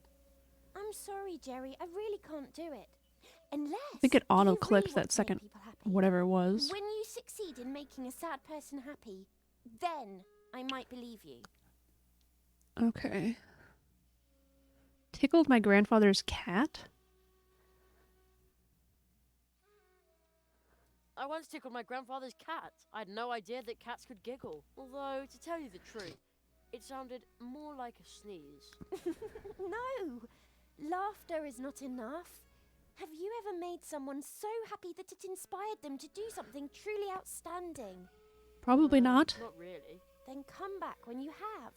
I know you can do it. Toby, what's outside the window?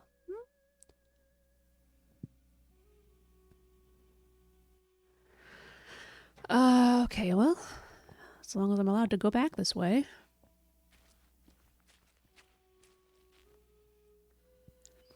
Streamlabs music. A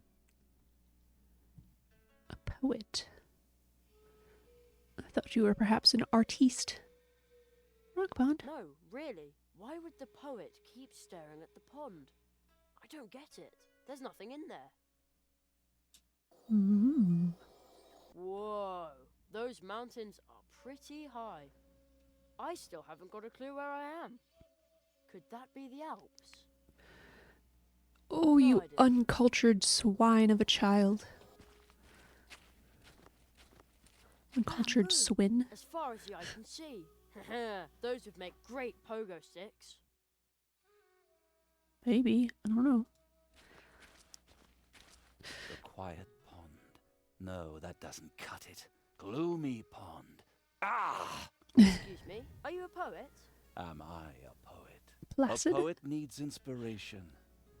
And she no longer wishes to be mine. Instead, she just broke my heart. My You're- name will fade into oblivion, just like my words and the ink on my paper. That's it. Blame the other person for you having writer's block. Ass.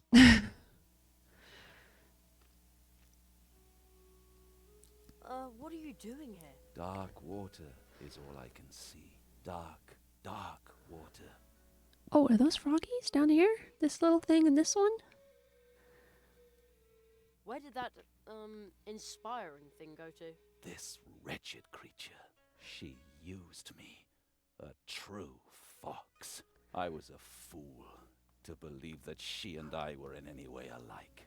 Foxes' hearts are broken and filled with pain. The pain transforms. So, into if he's not a fox, why is he allowed back cunning here? of a fox will break any man's heart. Are you looking for a new inspiration or something? I need inspiration. But my spirit remains empty and unmoving. Just like this pond, nothing is stirring. And the same is true for my imagination.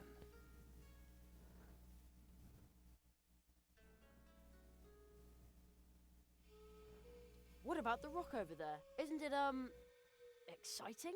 Your words are just as empty as mine. Don't tell me I didn't try. I didn't try very hard, Jerry. Okay, can't do anything about that. These little froggies. I don't think I have anything to talk to. I'd better take good care. Okay. How about the sticker? I don't want- want to put up any great posters. He's not gonna want No,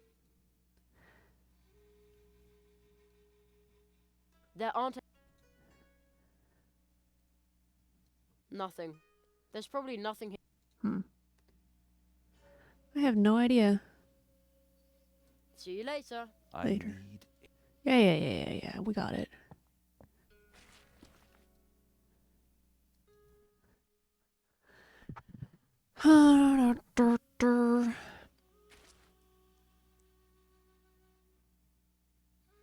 What happened? I wish I could. And there is. Are you? That sounds a bit harsh. Sorry. Well, how would you feel if someone had broken your heart? Wouldn't you hate them? I don't know. My heart's never been broken yet. If you stay with me long enough, I'll break it for you if you want me to. I think I once saw someone's heart being broken. Didn't look very amusing. No, humans are so fragile. Not in the least like foxes. We try to make you happy, but it never. But he's at least so. Yeah, okay, we did hear that. I'll come back soon. See you. Okay, when I was in the leprechaun's world, I didn't leave the leprechaun's world and come back. So I'm going to assume for the time being that that's the same business. Not now. There's no time. No, to lose. I can't make it nighttime. Oh, maybe I can play quartets with the guy. Quartets? a bit of a diversion might be nice. A new game, a new chance.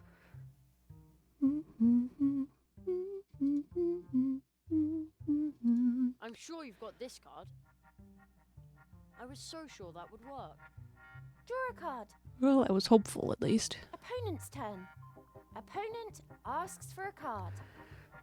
Draw a card. It's your turn. Okay, let's take a guess at which one of these you have. Puppy or nothing? I'm sure you've got this card. Very well. Let's see. I could try for the other one. Puppy. This card. I bet you've got it. Very well. Let's see what card you've got there.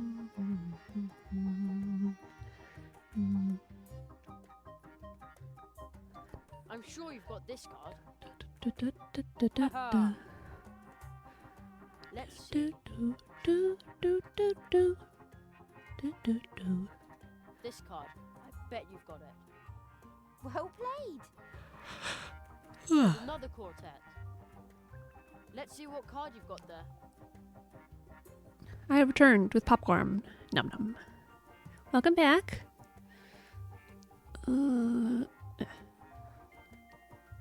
This card. Toby has also Bet you've returned. got it. Terrific. Let's see what card you've got there. This card. You've got it. I might have known. Draw a card. Opponent's turn. Don't ask me for berries. Opponent asks for a card. Okay, good. Draw a card. Choose a card. I'm sure you've got this card. Oh, rats. Oh, rats. Draw a card. So I can call these the Opponent's fox cards turn. now, or the kitsune Opponent cards. asks for a Oh, card. well, goodbye. Opponent asks for a card. It's your turn.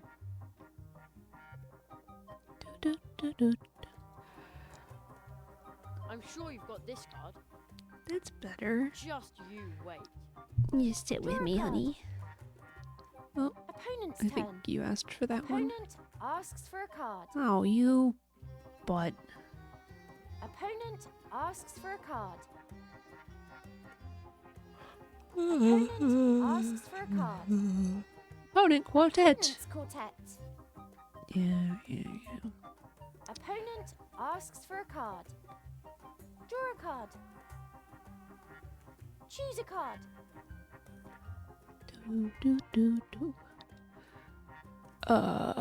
I think you asked for the 1. Or maybe the 4. I'm sure you've got this card. Very well. Let's see. I'm sure you've got this card. Very well. Let's see. I'm sure you've got this card. Well played. Got a quartet. Let's see what card you Huh. got there. The second picture of the fox ones is somebody with my hat on.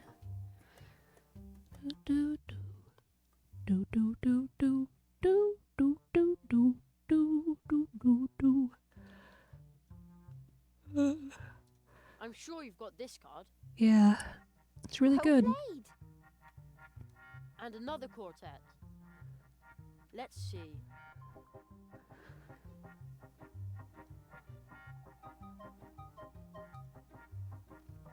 Let's see what card you've got there. This card. I bet you've got it. But not. Huh, I might have known. Draw a card. Opponent's turn. Opponent Uh-huh. asks for a card. Ugh. Opponent asks for a Yeah, card. I knew I should have asked for one of those. Opponent's quartet. Opponent asks for a card. Draw a card. Choose a card. I'm sure you've got this card. Well played. Alright. Got a quartet. Let's see. Which one should I ask I'm sure you've for? got this card. Yes, I did that on purpose. Draw a card. There it is. And another quartet. Game over. Ugh. You win. My luck has left me. See you later. I need. Yeah.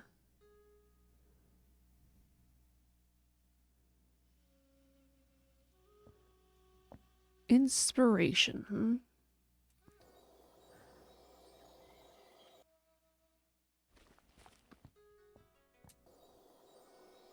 Bamboo cross. Maybe I can make the froggies do something with the clicker. Hello?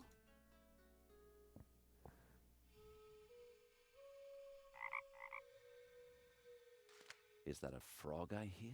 A frog. Aha. Aha! No, my inspiration is dwindling again. Is that a frog I? I'm not talking to my you, I'm talking to the frog.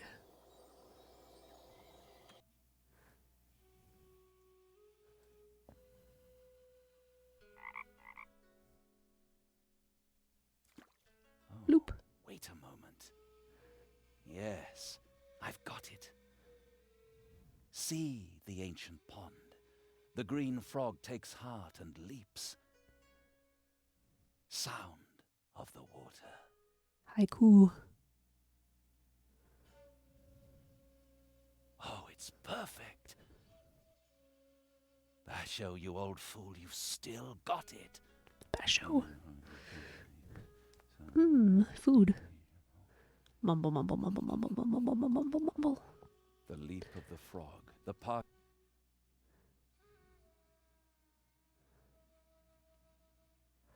By giving it room, the light overcoming the heavy. And thus my heart as well. Man, if only it were that easy.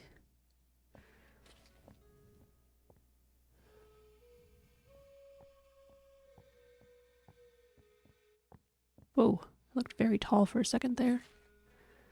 I saw what you did for the poet. His poems are truly beautiful, but they arise from his pain. In darkest night that's black and cold, that's where the stars shine brightest. Did you know that, Jerry? That is why I had to break his heart. It always happens that way. But you know what it takes to make others happy. And now I'm going to help you. Look closely, Jerry. Not a big fan of the suffering artist thing.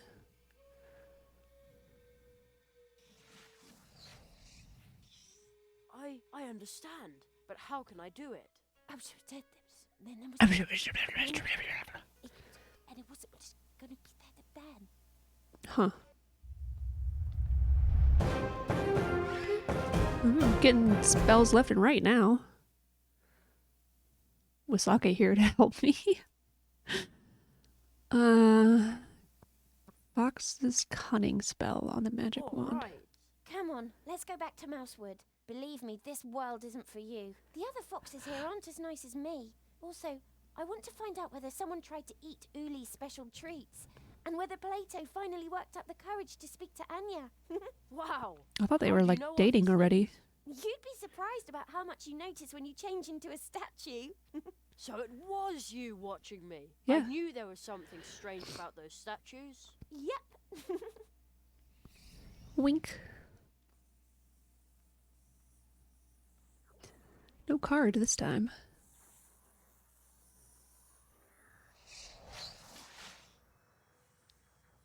Stalker fox, yeah. Stalking everybody though.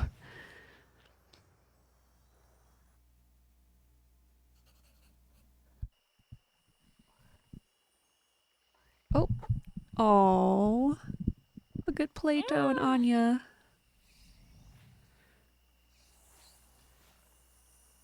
Goodbye. What's the matter with her? Uh-oh. That's 3.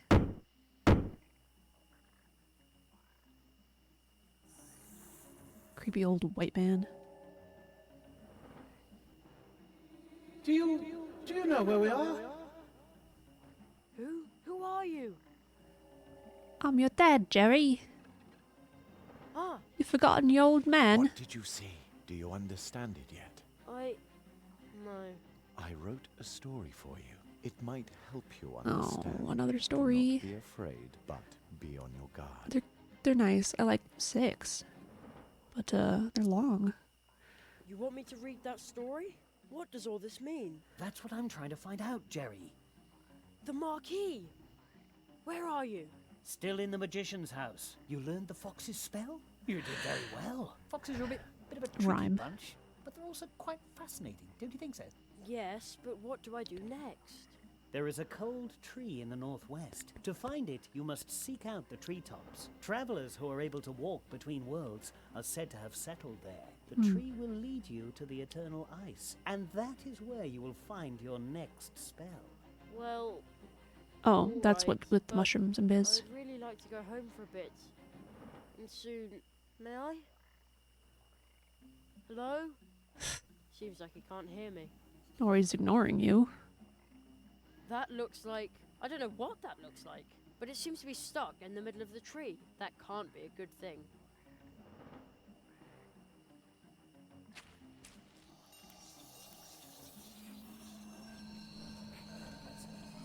Oh, isn't that...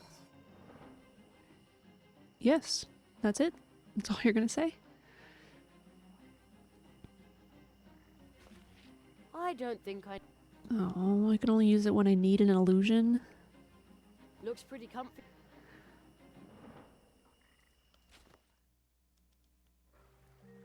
What do you think, guys? Another story time? Oh, I need an illusion with wings. Okay, let's do that first.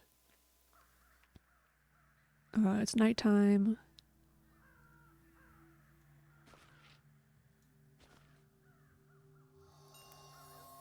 Whoa! I feel this funny prickle.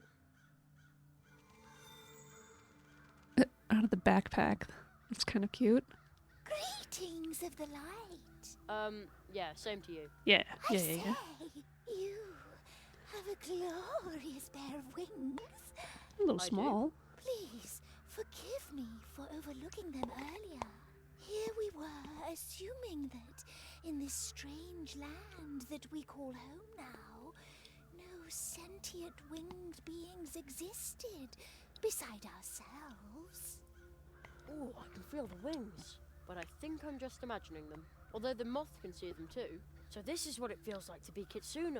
I wonder what her true shape is then. And what is she doing right now? Kitsune. Will I see her again soon? You are carrying on a dialogue with yourself, native. Yeah.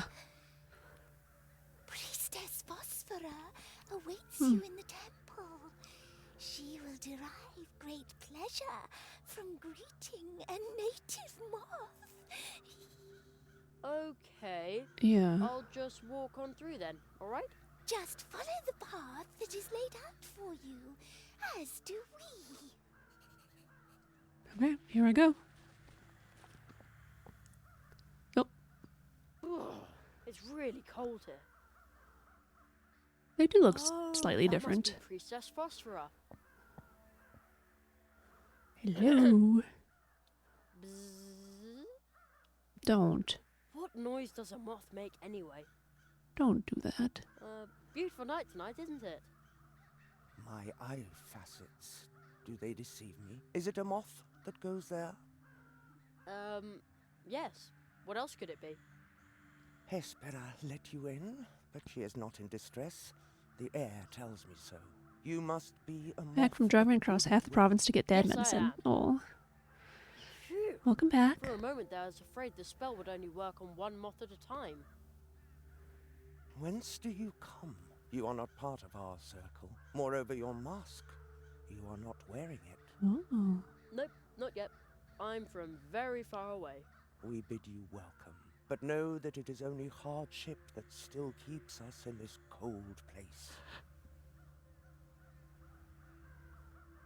Oh, thank you, Sake. Oh, an egg.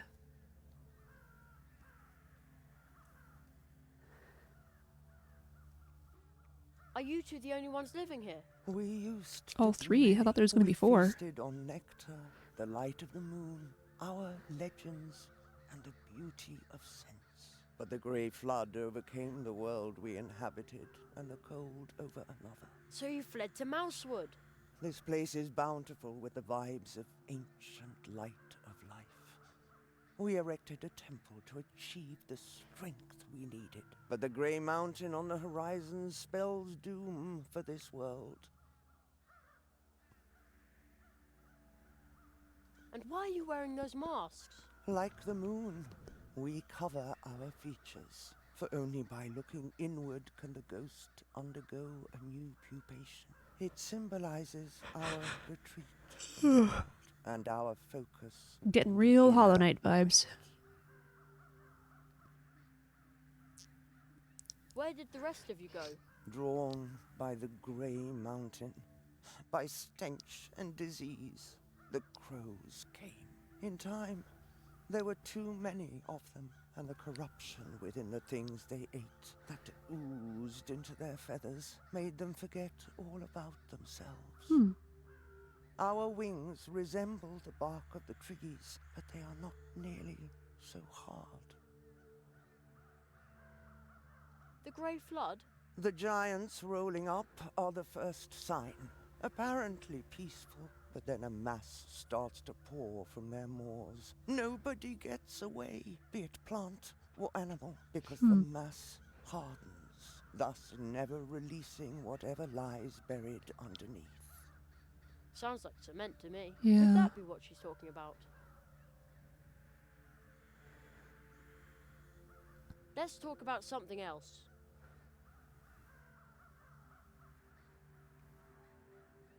Do you have a portal I could use? The cold by that tree is indeed bursting forth from another world. These days, however, only the warm light from our high priestess, who rests in my arms, would be able to open this frozen connection. But her light is weak. She knows that we need to be on our way soon, but without nourishment there is little hope that she would ever survive such a journey. What do you need? Flower seed. Flower seed? It can't be all that hard. What are you guarding so closely? It is the last ray of light. We are the last of the nuns of the Moonlight Circle, and we are expecting the arrival of our High Priestess, who was conceived under a favorable star, begotten by the most light-filled moths within our circle. We are going to call her Moonlight. Moonlight. What a beautiful name. Moonchild. Starchild? I don't remember what the name is from the Neverending Story. It was nice nice talking to you, but now I need to buzz off. Do other insect stuff. Return here whenever you are able to, but try to not tarry for too long. Lights are coming from everywhere, blinding us and drawing us away from here. I think the statue's gonna say the same thing, but I'm gonna ask it anyways. You've lost something, but somebody else is already looking for it. Ooh. Slightly different. This pot contains some dirt, but no plant. Only a funny stone that someone... Oh, my mistake. This used to be a plant. Nothing. There's probably... Right, fine.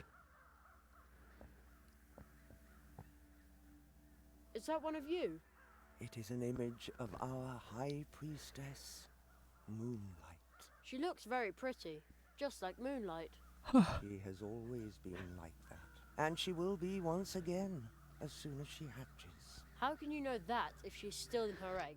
She comes and goes, just like the moonlight. It's a cycle. We know her well, and her time will come again, soon. Oh man, it's freezing up here. It's even snowing a bit. That's probably the reason why Plato's bike froze in the puddle down there. The cold seems to emanate directly from the tree. 12-year-old in love? JK. Okay. A bundle of flax. A bundle of flax. A duster, perhaps. I think I'll borrow it. Okay. Back down. Okay, I have an idea of a flower seed. No, this isn't it, but I want to touch it anyways. What a pretty flower. I think I've... Okay. I want to go back to the garden. Oh, I didn't look for dewdrops in there. I'll do that when I get back.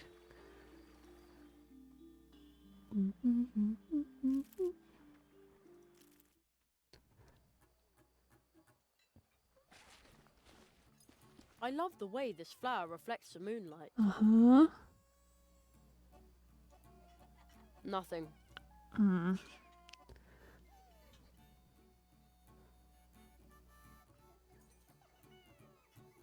No.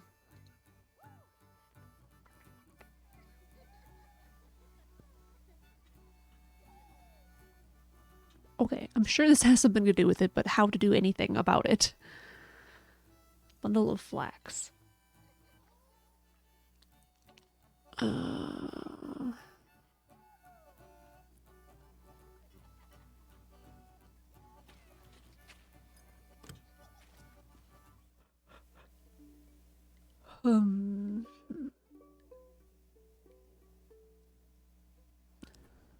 Throw the coin at it. This coin? I can't throw it. I can only look through it.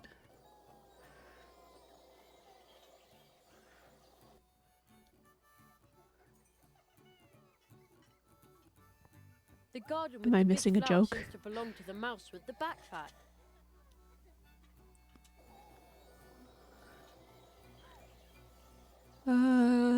Da, da, da. Just at throwing a coin. Okay. I'd better take... A stick. Stick won't... You want to play Quartet's Flower? That won't work. Okay. I don't... Can I illusion you? I don't... Oh.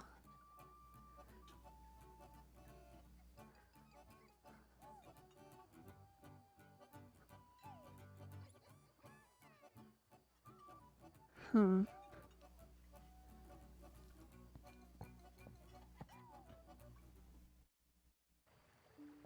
Okay, but how do I make it a flower seed, right? It's flowering now, so it's not going to have a seed yet.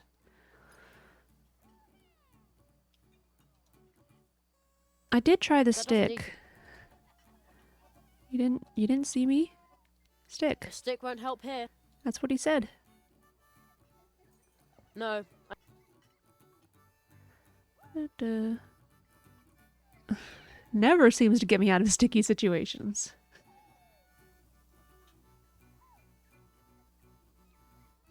Fits. Okay. Long brush. That doesn't need to be brushed. Sure it does. Would you like to know why I'm suggesting it? Because you didn't see that I tried already? No, go ahead.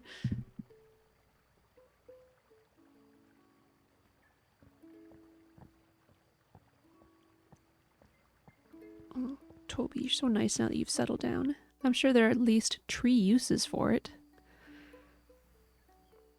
That doesn't need to be brushed. Oh. What would need to be brushed? You must never leave it behind.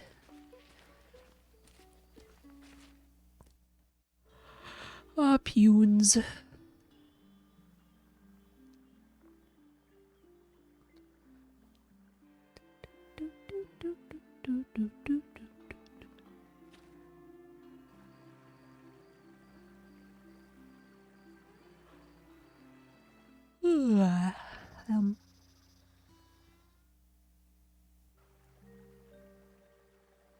It's good for your quest when you're stumped. The water nut tree grew to full size and drank up the whole puddle. Maybe now it can suck up the rest of the flood with its roots. But that's bound to take a couple of months. That's all the stick puns I have.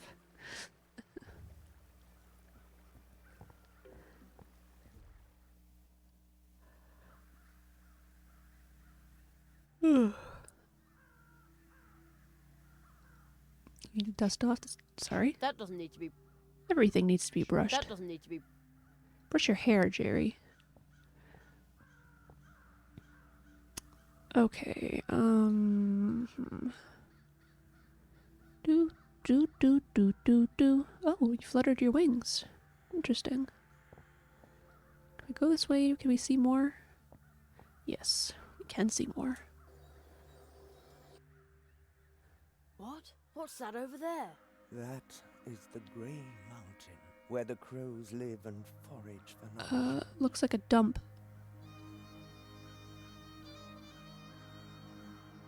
It looks like a waste dump. Yep. Wingless beings carried it here, and after the mountain came the crows and the flood. Beings? Wait a minute. You mean humans dumped it all? Okay, I I'll... can smell it all the way over here.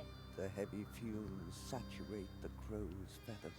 Their beaks peck deeper and deeper into the mountain. Their words grow louder and emptier.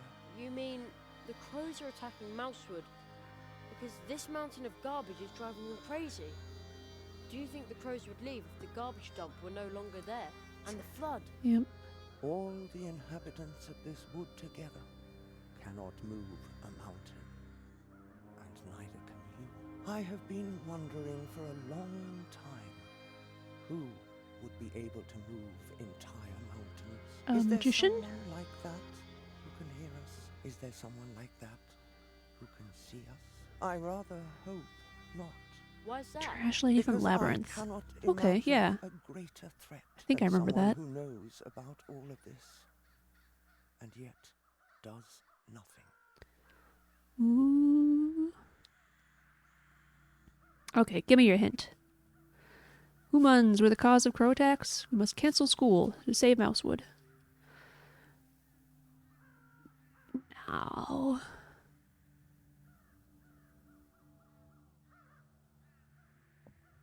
This pot contains some dirt, but no plant.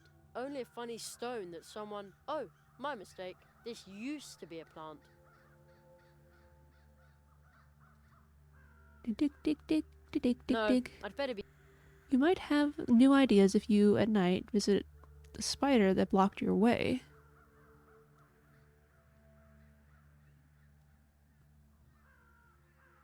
Spider?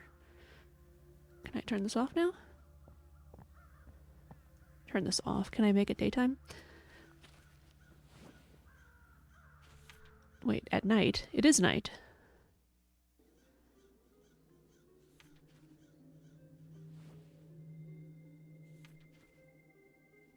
Spider?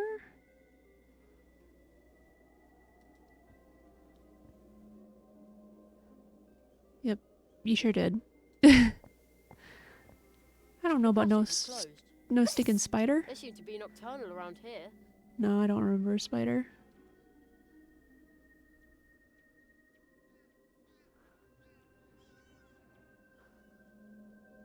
I mean, I saw the spider web, yes, but...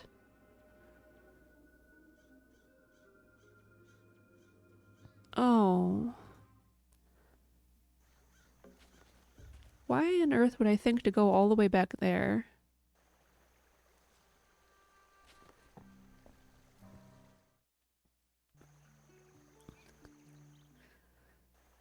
No, wrong direction.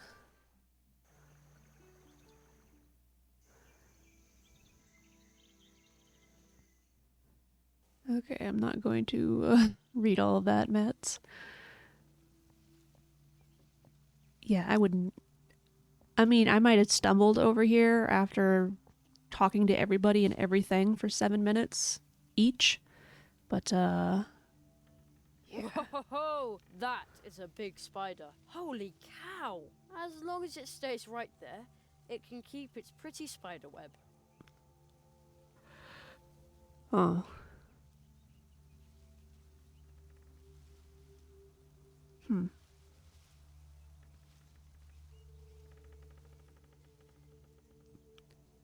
Yeah, I figured that. Want to make this. And if the web... I figured. I'm just, farting around Not now. now. Not now, he says.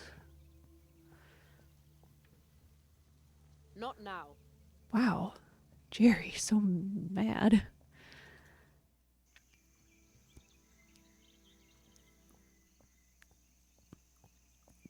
Yeah.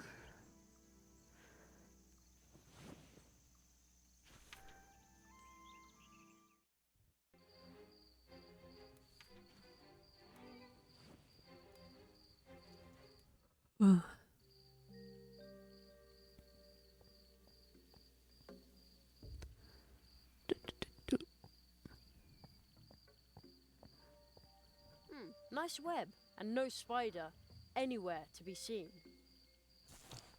Better take it. Probably gone to construct a much nicer web somewhere else. Okay. That summed up basically reduce, reuse, recycle. I mean, I skimmed through it, but I'm not reading out loud is what I'm saying. Sorry.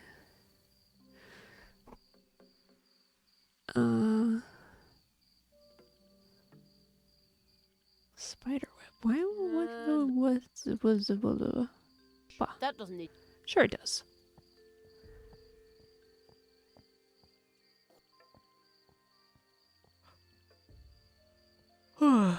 Stop, Jerry. Stop.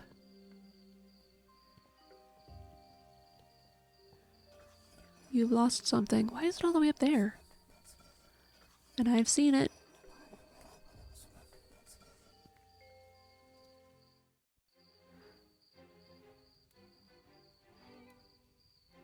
Gonna use the net on these guys. I'm tired, yeah. No.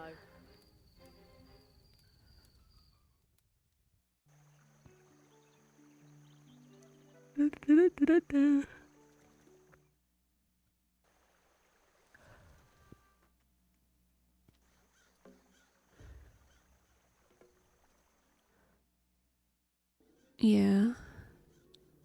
The passage is closed. They seem to be nocturnal.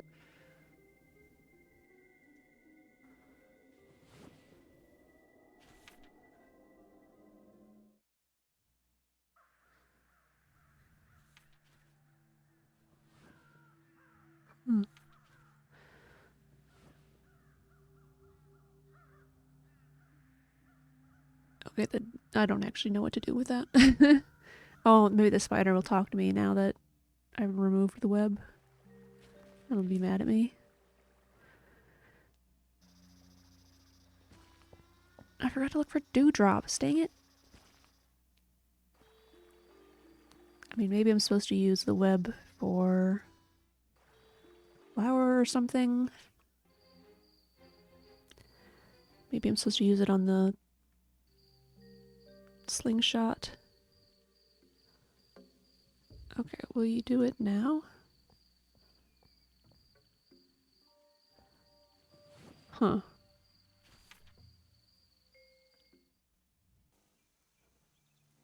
Spider not here.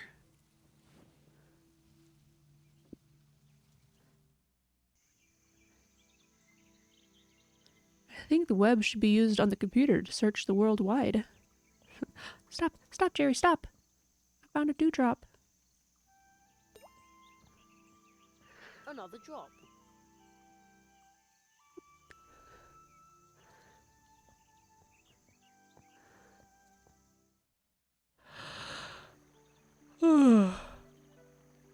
So tired.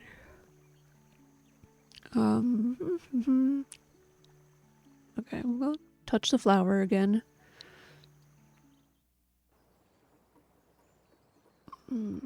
Grumpy garden owner. Nice bleh. garden. Just. That big. Hey. I'm just You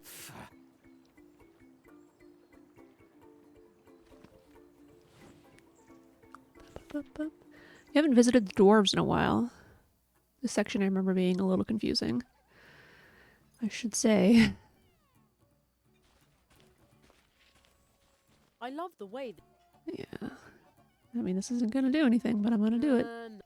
Okay. Dwarves, huh?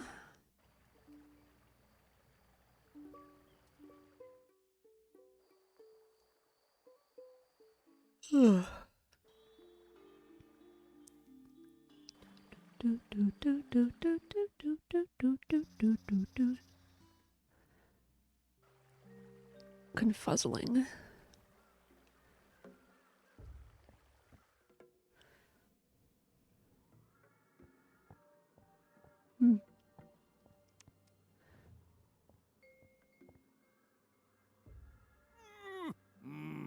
You again. Have you come back to... Pah! What? No. Good for you, but thank you. When we're harvesting our dwarf, did you hear that? This Pah! Bah. They said... I. Pah! Don't mention it. Okay. Oh, hello. You gonna give me another story? Oh, hello, Jeremiah. Ah, I thought I was alone. So, you also like to stride through the night, moving behind the scenes. That's where I find many of my stories. And I know an interesting one about the grumpy wood dwarves who live here. Would you like to hear it?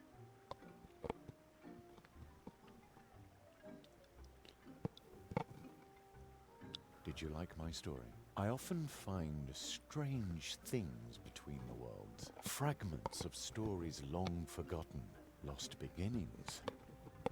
And lost endings. Perhaps there's something you have forgotten. Maybe I can find what you have lost.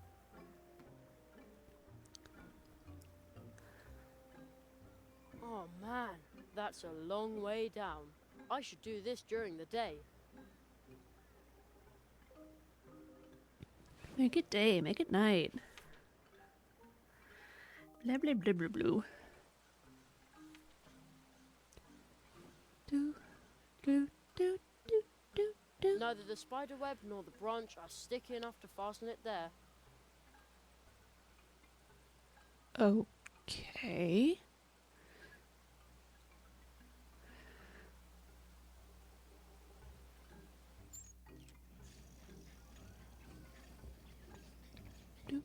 He's sleeping like a log. The dwarf is just no wonder if.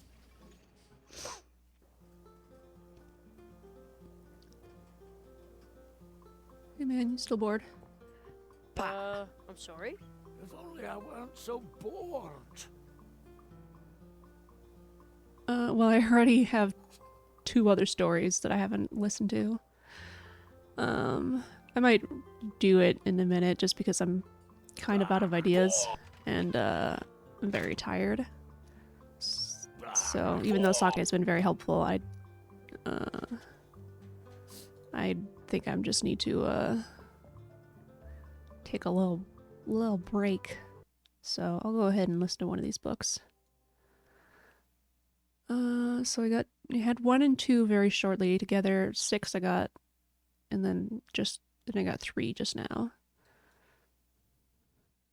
Second story. A wizard at the post office. One morning, a really old wizard living on the outskirts of Mousewood decided to pay a visit to the post office. The wizard was very wise and knowledgeable, but he rarely talked to his neighbours, like the Hedgehog brothers who resided a few steps further towards Mousewood town centre, or the Toad family of Meadow Pond. He was leaning on his bedroom windowsill, enjoying the refreshing view of green meadows, when through the foggy morning dew, which sparkled in the early sunlight, he noticed 2 familiar figures trundling along the track nearby. One didn't need magical powers to spot that these were the Hedgehog brothers on their way to the river, even though at that time of day they were usually headed in the opposite direction to the edge of the forest, where they could get all kinds of building materials.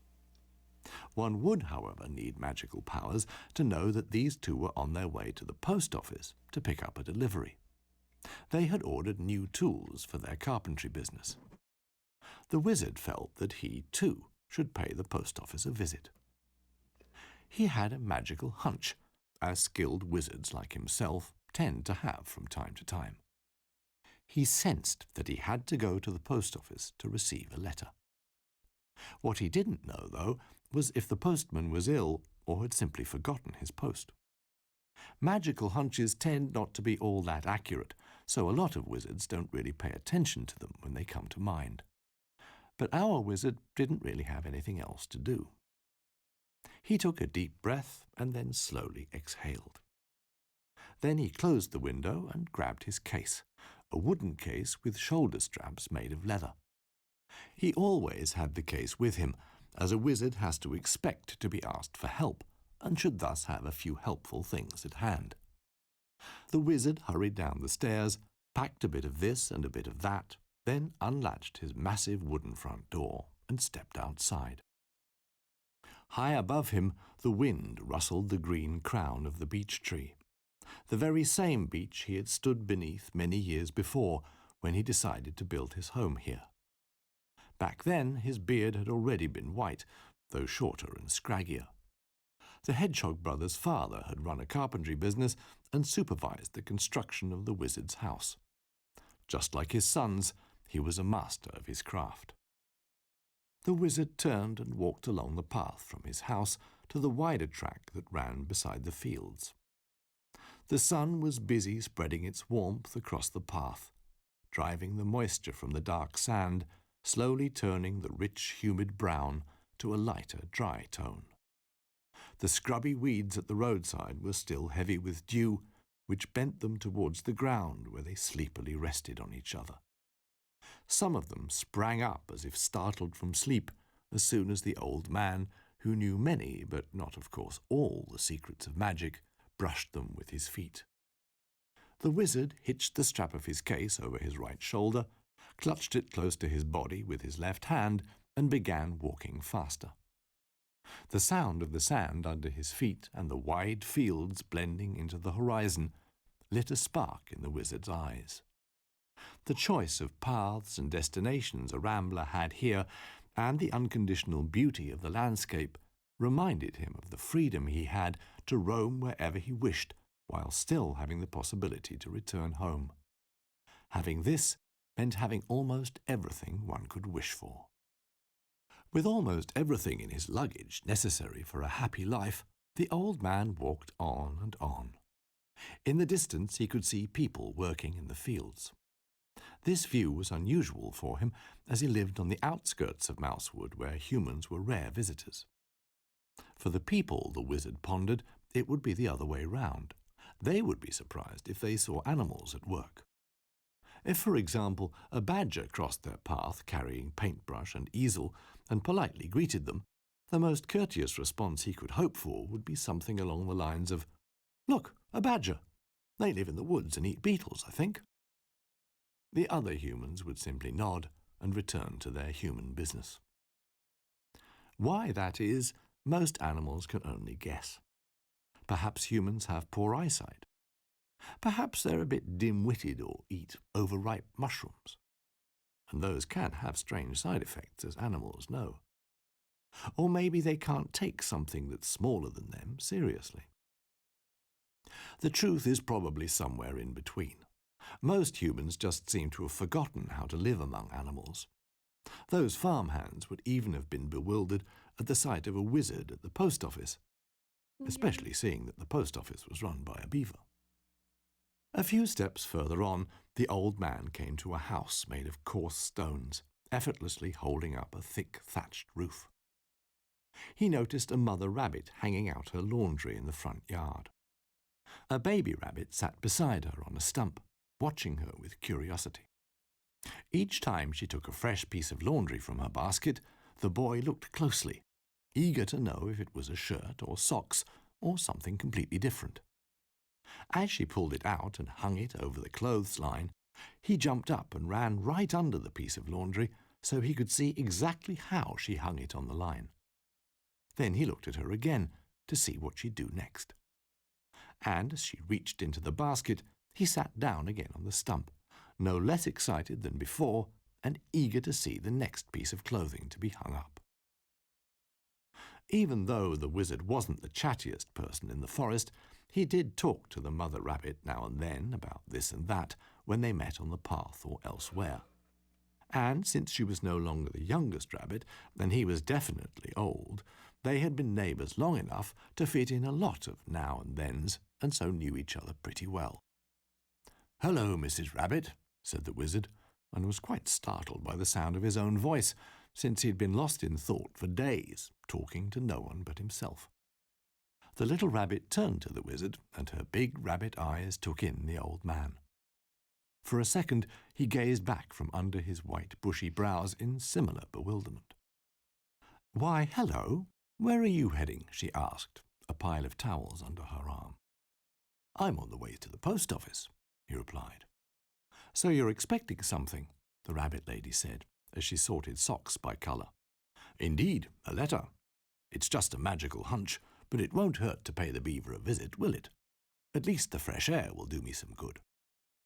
"That's for sure," replied the rabbit, and with 2 quick waves of her hand, turned a duvet cover inside out, and with 2 more skilled twists, threw it over the last free section of clothesline. Then she picked up 2 clothes pegs and handed them to the boy. With a resolute look, he took the pegs, got up on the stump he'd been sitting on, and stretched out his arms in front of him. His mother lifted him up to reach the clothesline and peg the cover to the line. He folded his arms and inspected his work. His mother sat him down in this position and turned back to the wizard. "My son Tim has no school today, and I have so much to do, he's bound to get bored. Would you mind taking him with you to the post office?" The old man would have been grateful for the opportunity to think about this request for a while and decide if it was a good idea. As he lowered his head to think about it for at least a moment, his gaze met those big rabbit eyes again. Tim was all set and even had his rucksack ready, which caused the wizard to murmur in astonishment, which otherwise happened only rarely. The wise old man and his young companion set off, accompanied by a fresh midday breeze. The young rabbit had no difficulty keeping up with the pace of the, at least compared to a rabbit, giant wizard, but the man walked a tad slower than usual anyway. They walked on for a while, and then walked on for another while, in silence, past whispering meadows. A couple of steps away from the path, a gnarled tree creaked, and along with 2 scrubby bushes growing comfortably by its knotty trunk, couldn't help but notice the wizard's intense silence. The man, trained in the arts of magic, wasn't sure if it would be better to stay silent or actually say something, and even if he'd been sure it would be better to say something, he would still have struggled to come up with something to say. As he pondered this problem, he missed a gnarled root sticking out of the ground in front of him. He staggered, flailed around in surprise, and seemed about to tumble. But eventually he regained his balance and steadied himself. Taking a deep breath and smoothing down his beard, he noticed Tim peering at him. The old man looked down, unable to spot any harm or injury. "I'm all right," said the wizard. "Let's be on our way." "Onward ho!" said Tim, and started walking at a slower pace than young rabbits usually do, even though the wizard hadn't hurt himself. So they left the root behind, along with the gnarled tree that didn't seem to be in the slightest involved in this episode. On their way, the two of them met a hedgehog who was spreading out a red and white checked blanket on the grass by the bridge across the gushing stream that had to be crossed on the way to the post office. He seemed to be just settling down for a lunch break and was taking some sandwiches out of a basket beside him. As he noticed the two hikers, he stopped what he was doing, stood up, and with a broad, happy smile, asked with blinking hedgehog eyes, "Where are you two heading?" "To the stream," the old man replied. "My young friend and I are on our way to the post office." Tim and the wizard stood by the wayside, both of them realizing that it was about lunchtime. This obviously didn't escape the hedgehog, and he decided a tasty sandwich would do the two of them good. Fresh country air provides a healthy appetite, and if there was one thing there was no shortage of out here, it was country air. "May I offer you a little refreshment?" asked the hedgehog, who loved to pack a little something more than he could actually eat, as he also loved to share. Tim looked inquisitively at the wizard as the old man answered, "Well, thank you. We very much appreciate the offer." Tim continued to look up at him inquisitively. With a slight creaking sound, the wizard bent down to the young rabbit. He explained that you shouldn't usually accept things from strangers if you're not a wizard. Wizards always know if they're dealing with a scoundrel or simply a friendly stranger. Tim nodded in agreement. The hedgehog pretended to overhear the fact he was being merely deemed a stranger who happened to be friendly. He was a modest fellow, so he didn't dwell on it, and instead handed his guests his most delicious sandwiches, which was difficult because when it came to sandwiches, he was a master of his craft, so they were all truly delicious. The three of them sat beside the stream, enjoying their lunch, and talked. The hedgehog introduced himself as Heinz. He was a cousin of the Hedgehog brothers, who were, as Heinz explained, also on their way to the post office. The wizard recalled seeing them in the morning as he looked out of his window. The hedgehogs were planning to pick up their cousin here at the stream on their way back. After all, they knew he enjoyed sitting in the sun, listening to the stream's unhurried murmuring. And Heinz knew they wouldn't take a break, even for tasty sandwiches like these, if they were picking up new tools. So he decided to wait for them right there. Tim ventured to the bank and had a look round. "Look at this!" he called out. Both cautiously made their way through the tall grass along the water's edge. The stream was full of tiny fish, struggling against the smooth current. The three of them watched the opalescent fish and the crystal-clear water for a while. Around them, beetles buzzed through the air, enjoying the sunshine and the gentle breeze. It seemed to be cooler in the shade down under the bridge, where a gurgling ripple could be heard. From the opposite side of the stream, Heinz waved goodbye as Tim and the wizard crossed the bridge. Tim waved back and kept looking back until he could no longer see the hedgehog because of the tall grass. Tim now walked a few paces ahead, but stopped to listen when their feet took them into a part of the forest where the ground was covered in a thick layer of pine needles. Even a fully fledged wizard can't match the listening skills of a young rabbit. The wise man listened, but the forest was so silent he could hear nothing but his own heartbeat. The rabbit's ears, however, were so keen that he could clearly hear two voices singing merrily further along the path. Shortly afterwards, the wizard also became aware of two hedgehogs approaching. It was the Hedgehog brothers, on their way back after successfully picking up their new tools from the post office. A brand new hammer is a wonderful thing. Our old one has long lost its swing. A new saw helps us build your home. The old one, well, just made us groan. New tools were sent us through the post, for carpentry's what we like most. The Hedgehog brothers continued the song by rhythmically imitating various tools. But when they noticed two people in the forest crossing their path, they stopped. They probably preferred to sing without an audience. After recognizing two familiar faces, they raised their hats as they approached. "Good day to you, Master Wizard," they greeted in unison. The wizard gave them a friendly wave, and Tim nodded politely. "Looks like you've got everything you ordered," said the wizard.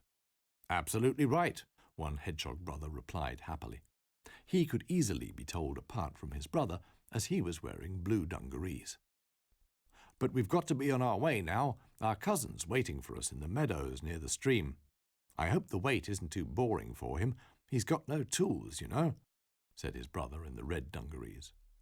"Not to worry," the wizard replied. "Not to worry," Tim added. And so the hedgehog brothers walked on towards Mousewood, while the young rabbit and his aged companion followed the stream to the post office, which stood on the bank among some old willow trees. "Here we are, the post office," said the wizard in a portentous voice. Tim was very impressed.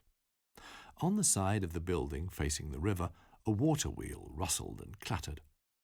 A rustic pier led to a boat, waiting to stem itself against the stream or gently glide through the water to other forests, towns, and post offices, maybe even as far as the sea. As they entered, they were greeted by the postmaster, a stout beaver who was sorting letters at his desk. Beside him stood piles of carefully wrapped parcels. "Hello there, Mr. Beaver. Do you have any post for me?" the wizard asked politely. "No, I'm sorry. I'd know if I did," the beaver said, adding, "Besides, you should know we deliver directly to you." "Well, that is if something's been left here, but—" and he gestured towards some pigeonholes reserved for the wizard's district of Mousewood. "Nothing has." "That's okay," the wise old man replied, pondering. "That's the thing with magical hunches.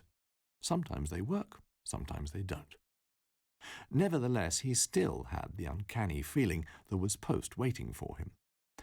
He didn't think it wise to mention this at the post office, though. If the beaver told him there was no post, there was no post. As the wizard continued to ponder, accompanied by the water wheel's helpful rattling, the stout postmaster told Tim of the time when Mousewood almost underwent a name change, a matter that had caused him many a sleepless night. You can't just change a forest's name. It's especially harrowing for a postman. Tim agreed. As noon turned to afternoon and the sun's rays took on a warm golden yellow, the little rabbit and the wizard, still pondering, made their way home. As they walked beneath regal pines, the old man looked up and let his gaze rest upon an exhilarating symphony of light and shadow. High above them, spiders' webs shimmered between the branches. Old, abandoned, and riddled with holes, their creators had long since left on 8 busy legs. "Just look at that," the wizard said and pointed upwards. Tim was delighted by the spectacle high overhead and found out after a while that, if he spun around on the spot while looking up at the webs, the sunlight caught in them refracted into opalescent colours. With a harumph, the wizard looked down at him. "I don't suppose your mother would be too happy if I told her you were spinning around like that." Oh my God, what a Tim downer. looked at the wizard, who blocked out the sun and treetops like an old cloud. Then the wizard shook with laughter and started spinning himself. Then Tim began to laugh. A family of mice, who had just curled up with their evening tea, listened to the disturbance in their otherwise quiet neighbourhood. But while their kids acted as if they'd be held responsible for all the noise, eventually the mouse father couldn't hold back any longer and joined in. Along with his wife and the mice's grandmother, they rocked with laughter. Tim and the wizard arrived back at the bridge, passing the meadow where they had met Heinz. Both walked a little slower as they remembered the kind hedgehog as well as the shiny fish they had watched in the stream. Further along the path, Tim noticed a familiar route. He politely asked the wizard to stand back. Then he hopped from where he stood, as rabbits tend to do, right over the route without difficulty. He glanced back and assured his companion that this method of passing the route was completely safe. The wizard gave a stern look at the snare that had caused him to stumble that afternoon. Then he performed a lively and, for such an old wizard, impressive hop right over it. As he landed, the wizard glanced down at the root. It stuck out of the ground as innocently as a root can. The gnarled tree nearby would probably have enjoyed the spectacle, but right now it seemed to be taking a nap. The wizard snapped his fingers, and the air filled with glistening, crackling sparks. With a rustle, the root disappeared into the earth of the forest. After this magical sleight of hand, the old man rejoined his companion, and together they continued on their way, just like two ramblers who know at least two safe methods to get past roots crossing your path. After a while, they reached the house where the wizard had met the little rabbit and his mother that morning. The laundry waved in the gentle evening breeze. "I'm home," Tim shouted, and a few moments later the door opened and 5 curious rabbit heads poked out. Mrs. Rabbit made her way through Tim's siblings, drying her hands on a tea towel. She laughingly embraced the little rabbit as he leapt up at her. On the doorstep, the family bade the wizard farewell, and none of the little rabbits let him leave without a hearty goodbye. The wizard bowed and wished them a good evening. "Many thanks for your company on the way to the post office, my young friend," the old man said to Tim, who waved one last farewell. Then Mrs. Rabbit and her children went into the house. Leaving the rabbit family behind him, the wizard made his way home. Around him, in the tall grass, the songs of crickets and locusts could be heard, bidding their own farewell to the fading sun, which was approaching the horizon at a leisurely pace. In the distance, dusk had already fallen, but everywhere the wizard looked, humans, animals, and whatever else lived under this evening sky seemed utterly content. And as he turned off the forest road onto the path leading to his house, his high beech tree, which had kept a silent vigil over his home, greeted him. His eyes wandered upwards to the treetop. Then he unlatched the massive wooden door, put his case down, and took a look around the house, like someone who had journeyed far and almost forgotten what his home looked like. With one more glance at the evening sky, the wizard closed the door. The magical hunch regarding his post might have been a red herring, but paying the post office a visit had been a good idea nonetheless. Of that, the old man was certain. Meanwhile, at the rabbit family's house, Tim sat down at his father's desk, took a sheet of paper, and started writing, as neatly as he could. Dear wizard. So that the old man would remember this day, he wanted to write to him about how they had met Heinz, the kind hedgehog with his sandwiches, about the Hedgehog Brothers' song, about the boat bobbing up and down in the stream, and of course about the stout beaver, who was sure to deliver this letter reliably. Third story, on wood dwarves, badgers, and a false impression. Woo! This is exactly the kind of thing I listen to when I'm going to bed, so I am extremely sleepy now. And it was very long. Like 20 minutes long. So, it's time for the stream to be over. I'll pick this up again on Wednesday.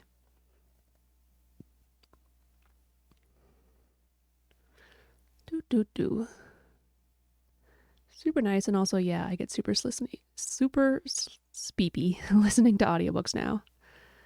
Oh yeah, Toki's going. Well, that's a good idea. Let's raid Toki. Okay. The game starts. Opponent's turn. Opponent asks for a card. Draw a card. Choose a card. Huh, apparently I can just play a game whenever I want by clicking that. Oh! Was this where I was? I don't even remember. Must be. Okay. Can you say Yasumi in the high-pitched voice? I always love hearing it. Oh, Yasumi! That one? Alright. I'm going now. I hope that's what you wanted. Oh, Kuya!